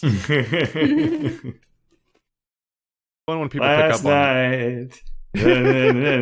night. The one that I always like to do is the room is on fire and she's fixing her hair. Oh, you What's that just said sound that like? a couple of times. It's just a Strokes lyric. Yeah, it's just a really weirdly evocative Strokes lyric. Yeah, I've always liked wonderful the lyric. chiptunes, right? Yeah, Game mostly. music, chiptunes, stuff like that. I probably didn't share mine because I wasn't. You weren't part of it, no. No. Yeah. Yep. This was before You like missed music. Well, so it's Everything's interesting. missed. Well, I do have all the Mist soundtracks. But let's see.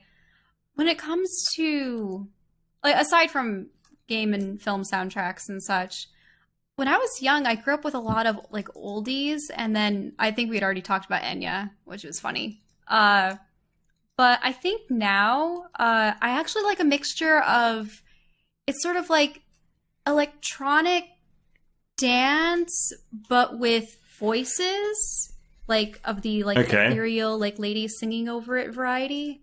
And I don't know what kind of genre that would be. It's like if you mixed like Enya and electronic music and like House? I have my playlist. I just found it. Yay! Boom, it's in TeamSpeak now. I think I still have mine too. Yeah. think I Okay, actually had- so it at one starts point off with Dream Theater, and then track number 2 is Eric Whitaker. So, oh yeah, I had to give you all instructions on how to listen to some of these, because some of these are like 30-minute long Yeah, videos. you're like, but listen to this part. Yeah, where I had to be like, Let's you only see. want to, because they're like 5 movement pieces, and I was like, I only like this movement from it, so only listen to this part of it. Only listen from, 3 minutes and 45 seconds. Weirdly to, enough, there's apparently some 7. Koofcast episodes that I threw in here, which means that at some point I was playlisting these, I saw the word playlist for Koofcast, and then threw these into them because I thought that that was the official playlist I made for the Koofcast. That's confusing. That's I'm not- hilarious. I'm that's going to bizarre. remove these from that playlist now. Oh god, this playlist is so messed up. The playlist I sent you all is like nonsense to listen to from start to finish.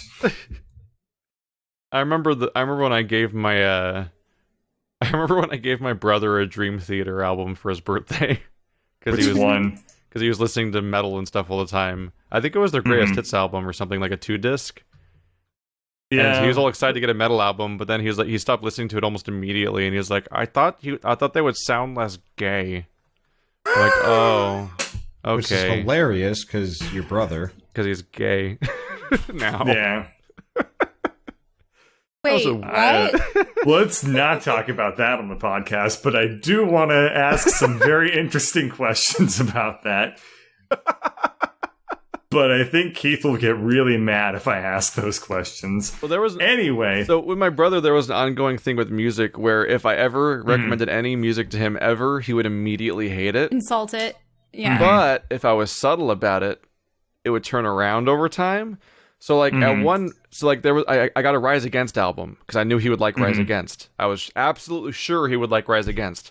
So I tried to get him to listen to Rise Against, and he's like, "This is awful." One of his go-to things is he would compare every band I ever showed him to the Pixies, and like, "Hey, turn off the Pixies, they suck." And which is weird because the Pixies sound like no one. Like Violent Femmes would be playing, and he'd be like, "This Pixies," and I'm like, "No." it doesn't sound like No. the Pixies. So he rejected Rise Against immediately, but I left the album without him seeing in his room, and lo and behold, 6 months later, he's listening to it all the goddamn time, and they're his favorite band. You did it. And he You actually were able to recommend music to just somebody. never brought it and up then again. That I literally bought that album for him. Whenever I recommend music for people, they always say, like, that's nice, and then, like, they don't see in it, like, what I see in it, and then I feel bad. Oh. I'm like, Okay, I but just it's, did like, research. so great because blah, blah, blah. And then they're like, yeah. So I just Whatever went back you to say. research it real quick because I wasn't sure.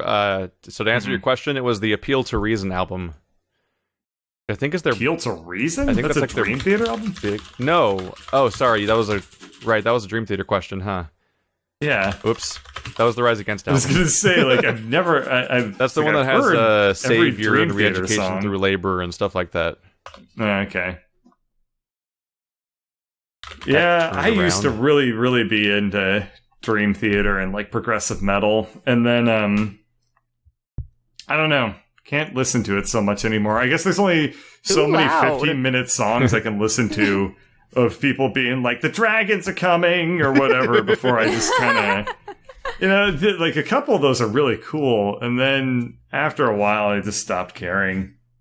I got really into progressive style music for a while because I was biased in favor of what was fun in a rock band. And playing really long, ridiculous, epic songs that keep changing over and over again is really fun in a rock band. Whoa, wait. So when you say like dragons and really long epics, are you talking about like something akin to rock ballads, or like what's going on? Oh yeah, stuff like that. But like progressive metal is like it's like more rock ballads are kind of flat by comparison. Progressive metal is like more banal than that lyrically, but like lots more meadleys and squeedleys. And then it's like, we're going to have play in like 1512. That's our time signature. Keep up. We're just making up new time signatures. I think I recognize the song you just did. Unfortunately, I remember... Well done, then.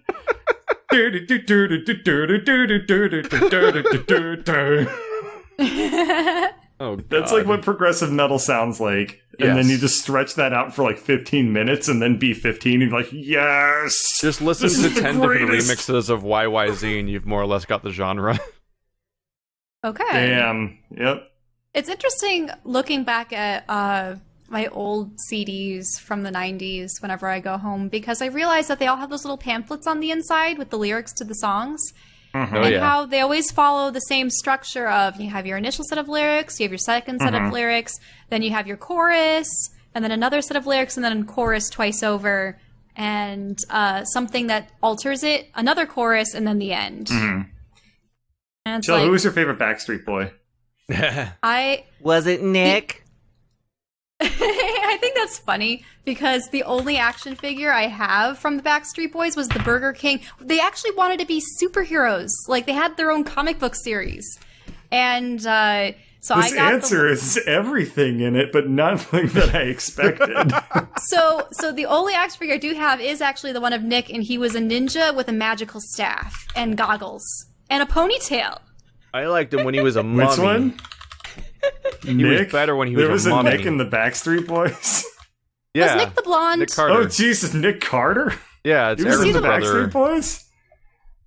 Oh. Was he the blonde one, though? Is that the right one? He's here. Okay. I still remember that Backstreet's Back video where all of them were various, like, old-style monsters. It'd be like a werewolf and a vampire and a mummy, and I'm like, that's the mummy? That's like the lamest thing to end up as. It's like the Backstreet Boys that's covered in I'm toilet gonna paper. confess something. When I heard the Backstreet Boys, that first song where they're like, Backstreet's back, alright, I thought that they were actually like an existing band that had like a whole discography, and they were like coming back they just together. skipped straight to the comeback. And it was just straight up like, they just cheated at career. Did you guys see them awkwardly host the America, like, Miss Universe, or was it was like Miss America? I don't know. One of those. Was the ladies older than them or something?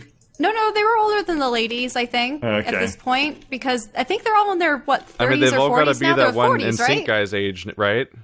Mm-hmm. Who's the successful NSYNC guy? Justin Timberlake? Justin Timberlake. Yeah, they're all his age. Yeah. Yeah. That's not helpful. They're not. They must be like late boys 30s, early 40s then. We're the Backstreet Men. That sounds way more threatening. Oh, it was just so awkward though, because the ladies were in their dresses like an actual and they gang, were right? They were strutting around on the stage and they were like sort of guiding Sounds them like a leather bar.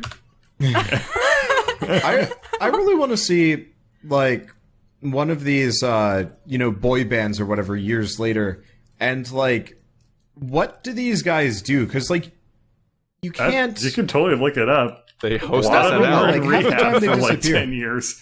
I mean, for the most part, though, you only hear about like Justin Timberlake. Like, who's that kid? He voiced Simba in Lion King and so on and so forth. He was like this Michael really... Jackson? No. I mean, Mark Wahlberg's one of those people that's like, oh, boy band 30 years later and stuff. Yeah. Yeah, so didn't know. Marky I Mark don't know and the if- Funky Bunch. voiced by Matthew Broderick? right? Wait, What? Simba? Jonathan Taylor Thomas did the kid. Yeah, but Matthew that's Broderick for, was for the adult Simba. It was yeah. Yeah, I was thinking of Jonathan Taylor Thomas. So that He's kid, 35 now? That's not right. that sounds about right. You're wrong, Oh, God. in life. I don't like time. Anyway, keep going, Wander. Yeah, so Jonathan Taylor Thomas, I was reading an article about him recently, and how he effectively was like one of the hottest like kid stars of like our age, I guess. And He's then he in just Home totally Alone. ghosted everything because he's like, Or nope, Home I got my money. Improvement. Sorry. I'm gonna go get a philosophy degree and just disappear off the media. And I was like, so he took care of his life. Good for I him. know. I was reading about that. I was like, Macaulay good for Culkin. him. Well, it's not Yeah. like Macaulay Culkin. Yeah, I was about to just I'm say in a that. band He read my now. mind. Yeah, Didn't Macaulay Culkin go like drugs and yeah, other drugs and stuff. stuff? So sad. I love Home Alone. That was the film that we always watched around Christmas Wasn't time. Macaulay Culkin's brother in You're in He- Scott Culkin? Pilgrim? Yeah, he was Scott Pilgrim as the Okay. roommate. He's the roommate. Yeah. He's great. Oh, in a lot of interesting. I didn't know stuff. that. I have not seen him in a whole lot of things, so it was just like so Holy left field for me. shit. Macaulay He's just- Culkin. He's just got Macaulay my Culkin's God, face, what but with brown hair.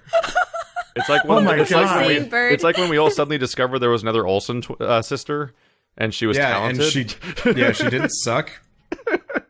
Like, where was she for 20 years? I didn't know she existed. He didn't get it. Holy She didn't get to be on Vulcan. that one mystery agency show.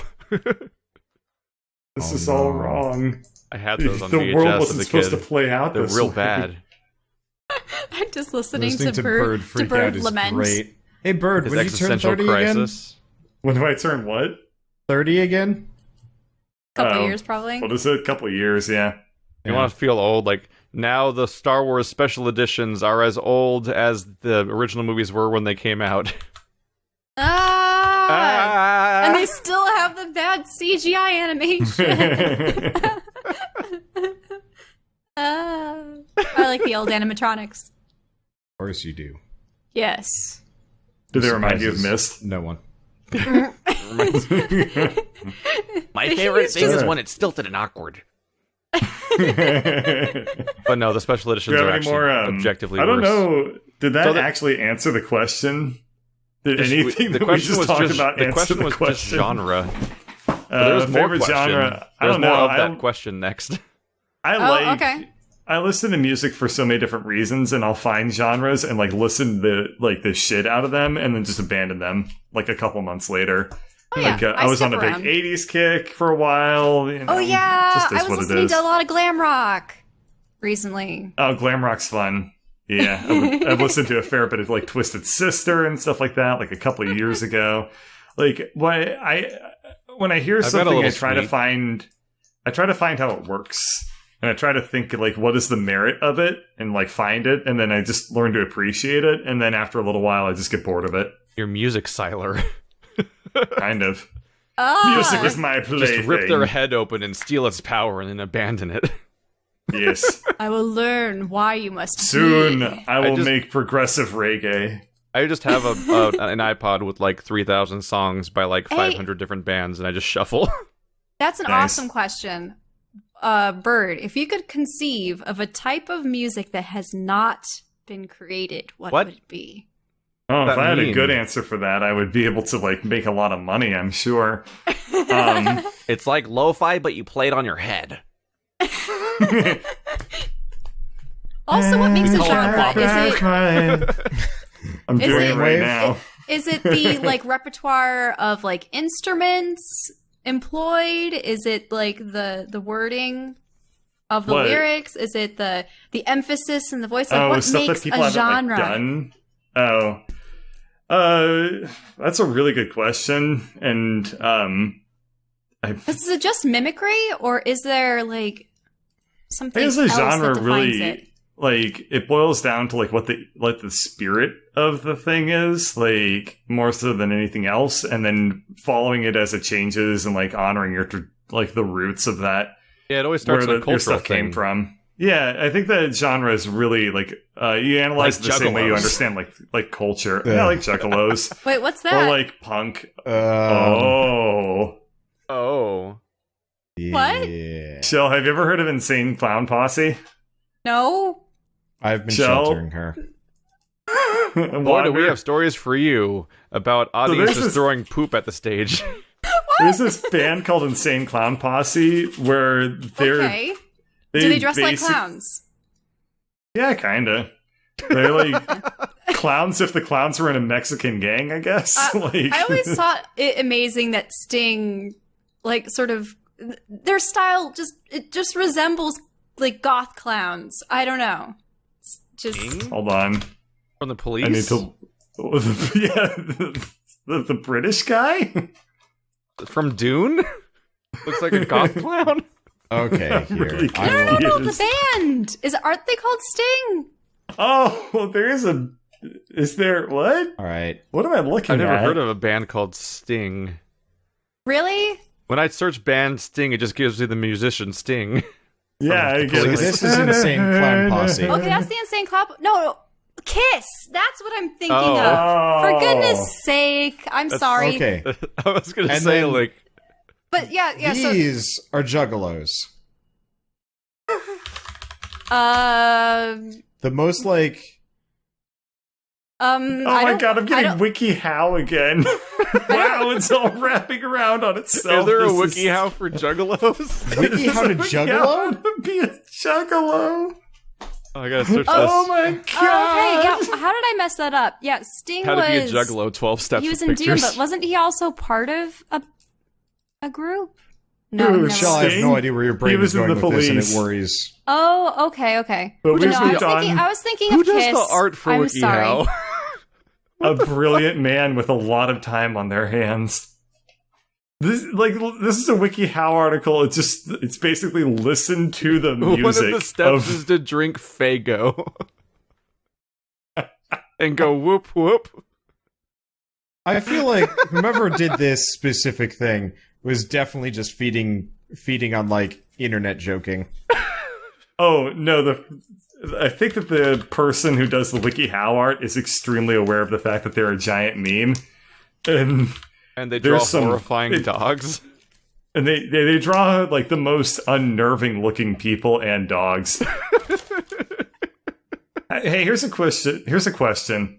I'm gonna paste a picture, and I want you to tell me how old do you think this person is? Because I can't tell if they're 15 or 50. They're all ages. Is this in Discord? Yeah, I pasted. Okay, I apparently don't doodle. have Discord open. No, it's in so- TeamSpeak. It's in They are TeamSpeak. every Oh. age, is the answer. They are the all age. Of course, it gives you the warning. I mean, like WikiHow That managed to person looks draw like a they're dog that in looked their- like a horny old Here, I'm just putting Late Japanese. this in 20s, both of early my 30s. chats. No, you know what? It's an older man that stole the toupee, and by toupee I mean hair, from a much younger person, and now he's pretending to be one of these young hip Guys, juggalo Don't kids. you know that, like, gray ombre is a huge fad? He probably shaved the sides of his head and decided to dye what little was left gray. I just want to point out God. that the sides of his my hair God. changes color in every panel in this WikiHow. Oh my god! Oh my It god! goes this from like dog. dark brown to gray to like bright brown in every Okay, panel. you guys Like, carry the podcast for a minute. I have an art project I need to do. Bye, bird. is this a Well, we joke should probably- or like a real art project? It's not. No. We're just. I You're will doing show a you the thing, results. I'm doing a really, really important thing. Okay. This is the most sidetracked a question's ever gotten us. I think. I know. I think so. This question is going to be half the podcast, and there's still 2 more steps to it. It's a 3-part question. We've only half answered one of them. Well, we did start talking about music structure, the Backstreet Boys, the action figures of the Backstreet Boys, more about music structure, genres, weird things like throwing poop on stage, the clowns. What did we just do for the last 2 Kiss. hours? I don't know. I've been This was playing this Stellaris was while very much listening off to the some of rails, this. even for us.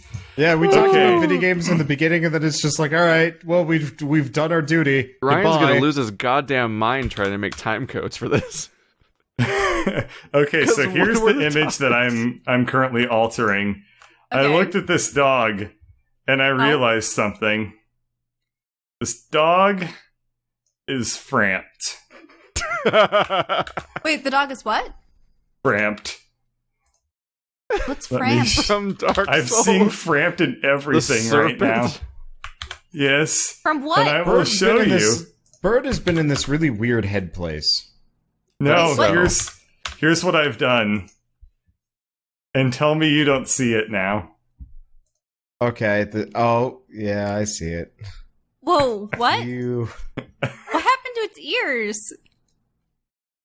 I've Bird. made them better. Bird did a thing. You're giving me editing homework is what's happening. Yeah.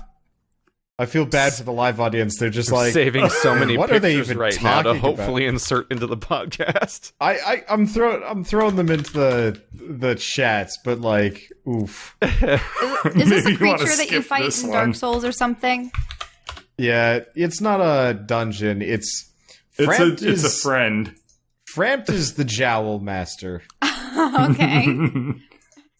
Oh, he's got a bit of like the Chinese dragon floppy weird face thing.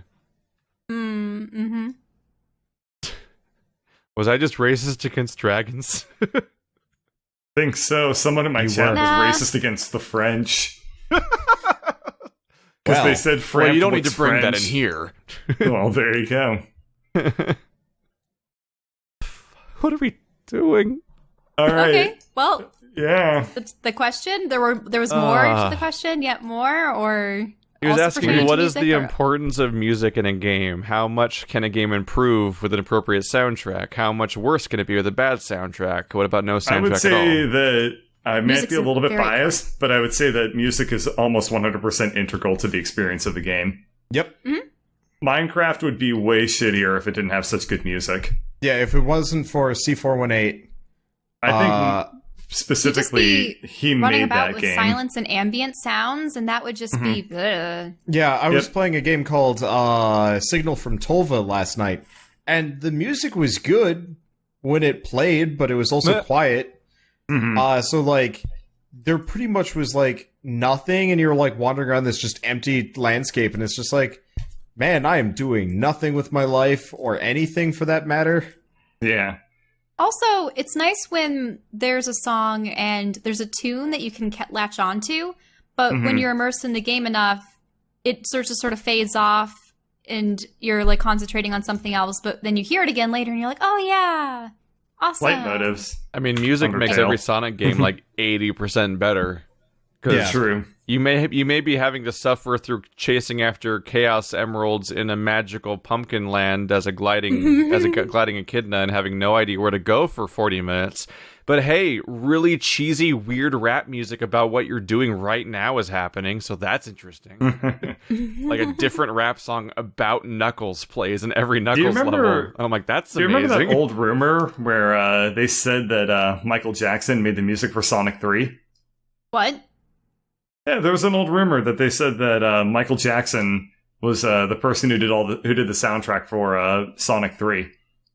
And I heard that. It's not right, from what I've heard. probably not. Some new evidence surfaced that actually backs it up. But Interesting.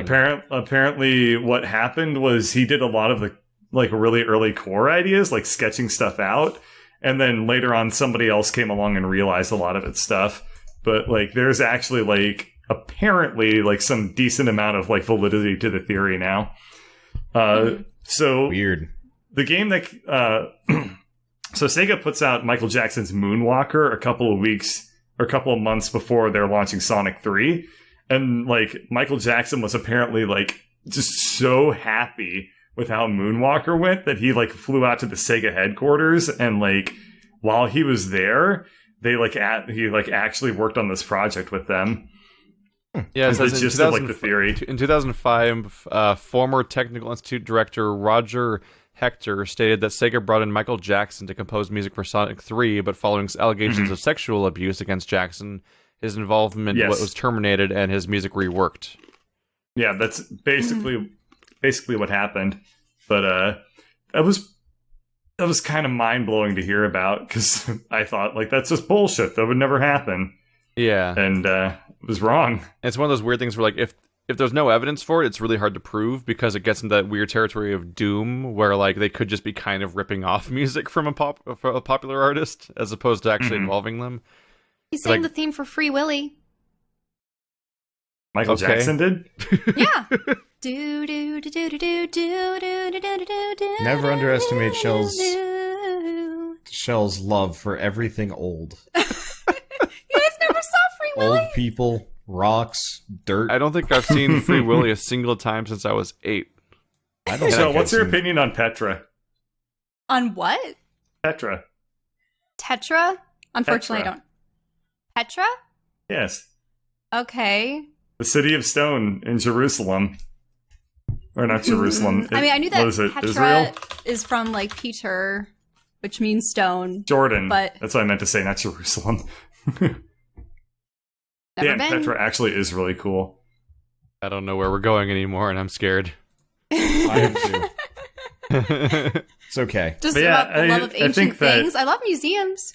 Hotline Miami would have been horrible without its soundtrack. Oh yeah. Oh yeah. Rain World. If it weren't for Rain World setting the ambiance, I think it would be more bullshit. Because the music is, in my opinion, what makes music work so well is that it's like one of the most direct ways you can reach out and affect someone's mood. Like you can, it's just this weird abstract like sounds that will like influence how you feel in the moment. Like they can make you feel scared, they can make you feel sad, they can make you feel happy. And Music like can tell you how to play a level sometimes. this is true. Like in Bastion, there's that level where the level's collapsing, but you before it even starts collapsing, you know to run away because that string section is losing its mind and it sounds like it's sprinting and you don't know why. Yeah, like you just and as like a person, as like a human being, like we tend to consume media for the sake of like having an emotional experience to it. So yeah, I would say that good music like creates that emotional experience in you, whether like just you can't even fight it. Like it's just what happens.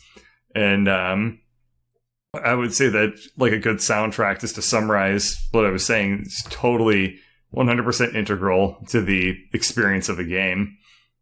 You can even I love use it when it's actually incorporated into the mechanics of a game, because then Yeah. Wander has to ask me for help.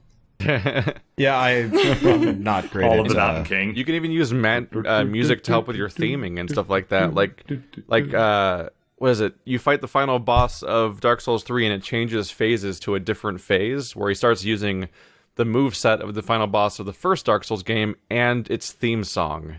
Like Gwyn's theme starts playing at the end of Dark Souls 3 and you're like, wait, what? Like it starts drawing connections to older things and like the freaking what is it? Night in the Woods entire main cast has like their own garage rock band where they express through music the themes of the game.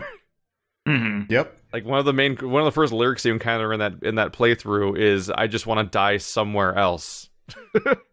Like just this general sense of trying to escape this town that everyone feels like is this cultural black hole that sucks everybody in and consumes lives. Like that's You get a ton of Bastion's backstory through what's her name's song. If it weren't for those songs, oh god. Yeah. Bastion, Which one of those songs is on that playlist we talked about earlier? Yeah, Actually, yeah. Was it Keith or Wander? No, me. Build That Yeah. Wall is amazing. yeah. Build Yeah. That Wall is amazing. I've listened to it too many times though to want to listen to it again. And, Yeah, and the 'cause, like, mashup for of the two ages- songs is great. Yeah, I know. Yeah, so for people who somehow don't know about this, there's basically this song in Bastion that one of the characters is singing, and you hear it in like the background of this one section. And if you sit there and let her sing the entire song, you learn the entire backstory of the game. Yeah. It talks about how like her people were like oppressed into slavery, and then how they're gonna like rise up and like take out their like the And you people inherently that want to captured stop them. and listen to it because it's the first time you've heard any voice besides the narrator in the entire game. Yeah. And so brilliant. God, that was a stroke of genius on their part. It's a shame I hated the sequel. well, the sequel, it felt like they were trying to recreate everything. Yeah, it felt like they were trying to catch lightning twice. Yeah. Which never quite works. Their next game comes out this year. Yeah, I know. Really? It They're doing another looks one? nice. It's like a turn-based strategy game. Yeah. Pyre? Is that Fire. what they're... Yeah. Yeah, it looks neat. See how will it goes. play it. Party-based, turn-based strategy I game, loved everything so about hit Transistor people. except Cool. for the part where I had to play it. Yeah. Yeah. I think didn't that's a like fair the core assessment. gameplay that much and having to recombine stuff with such detail. But one of the biggest things that broke the game for me was just that every time you took damage, you would lose some of your skills, and it could just break your build of how your character worked. And like, it felt like a punishment where the game would just be not fun whenever I took damage. But it felt like that directly countered the idea where the game seemed to be encouraging me to experiment. Because experiment, but also we're going to make you miserable if your experiment doesn't work. And I wasn't really into it. It didn't feel graceful and interesting, and I just wanted to at some point I just was ready for the game to end, which was unfortunate. I forgot how cool-looking Transistor was. God, did they Yeah, nail it looks their and art sounds style. amazing. And musically, they nailed the game. It's just story and gameplay were... Yeah. Like its main themes, lyrics do the same shit as as Bastion, where it's great lyrics to represent the entire game. I feel like the story of Transistor was pretty bad, too, honestly. It was bad. Yeah. Like, it was told in, like, a bad way that made it... It's a story that had a lot, like, not very much depth to it, and then it Too was much told in happened a off-screen. really... Yeah. It was told in a really indirect way, Well, but like, there the wasn't two enough main depth to villains that even you were... do that with. The two main villains you were pursuing in the entire game killed themselves off camera. Yes. And we didn't find out about it because I accidentally missed the note. And people had to tell me in the comments afterwards, being like, by the way, you missed this. And it's like, wait, what? Yeah. You had to farm kills with every skill type in every slot in order to uncover like half the story that was hidden on top of your skill descriptions. It was weird. Yeah. But still, the song gets burned in my brain. Like, when you speak, I hear silence. I'm like, yes. Oh, yeah. I love that- it. That game's music was good. The I want more world Darren building was Corbin, nice. Ashley, whatever her name's albums. Yeah. Ashley Barrett? I'd listen to them just make albums. I don't even need games. Songs Yeah. songs come out faster anyway, right? Yeah, probably. So the last Yeah. part of the question is, what's your favorite and least favorite game soundtrack? Ooh. Least favorite is probably what's that? Chester Cheetah. The Cheeto game from Sega Genesis. Yeah, I don't know about least favorite. Shoot. There was one with, like, really inappropriate, like, heavy metal, but it was, like, in the background. Like, it was a bad game to begin with, so, man, I don't even remember. My favorite was actually Thomas Was Alone, I don't know which that nobody's soundtrack. heard of because it's, like, a Yeah. weird puzzle platformer, but they absolutely aced the... Thomas Was Alone is one of those games that I feel like I should play and then never make the time to. It's Yeah, really it's short. like a puzzle platform where you play as different shapes that have personalities. Yes. Yeah, it was went one on of the better indie games before indie games really exploded in popularity. Pretty much. As far as they have exploded in popularity. Yeah, I got it, I think, as part of a Humble Bundle, and I beat it in one night, and I was like... It's short. I beat it back to back with Bastion. That was a week of emotional, like, just lying in bed thinking about, like, shit is deep. Favorite Yeah. soundtrack is so hard. For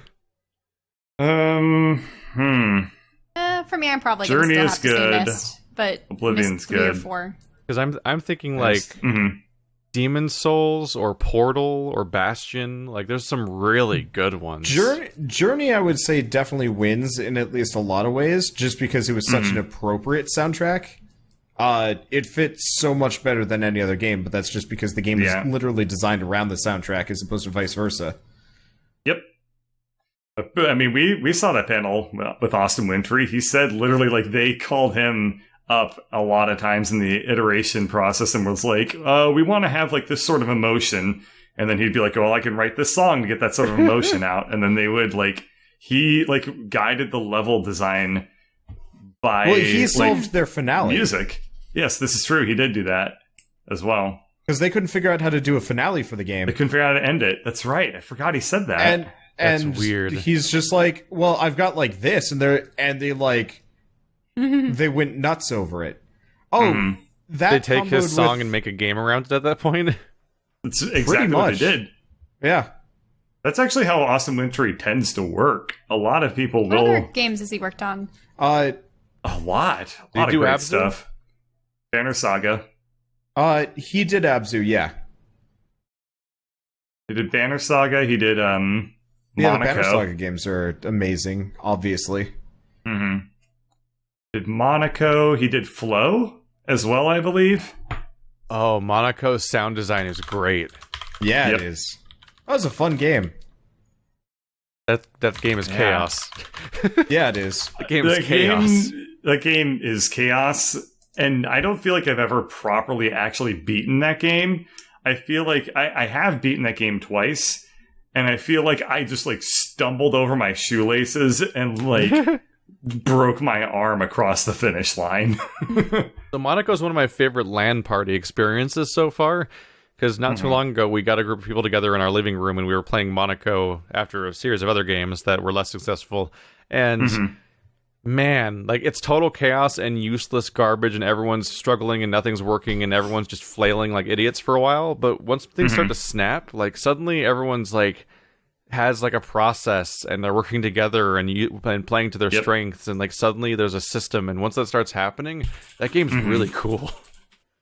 I played it with Bird, Radian, and Spider, if I remember right. Yeah, that was a weird group to play with. Yeah, especially because It actually worked really well. Yeah, but it was really strange. We managed to get through it. We brought Spider on late, I think it was, and it was chaos. I was the mole. Bird was The old man? maybe. I think he switched around a couple of times. Yeah. I remember trying to play with Spider in Pocket. That was a nightmare. Oh god. Yeah, I'm still trying to think of the was a worst fun video game. game soundtrack. that was a fun game though.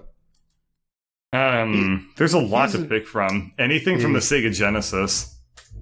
I'm thinking probably one of the, I don't know if your parents ever got you guys any of these, but there were programs like Reader Rabbit and something 4th grade, something 2nd grade or whatever.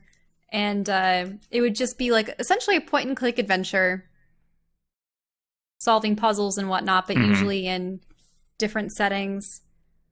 I think. Well, Putt yeah, Putt anything songs are okay. like old DOS is just like that.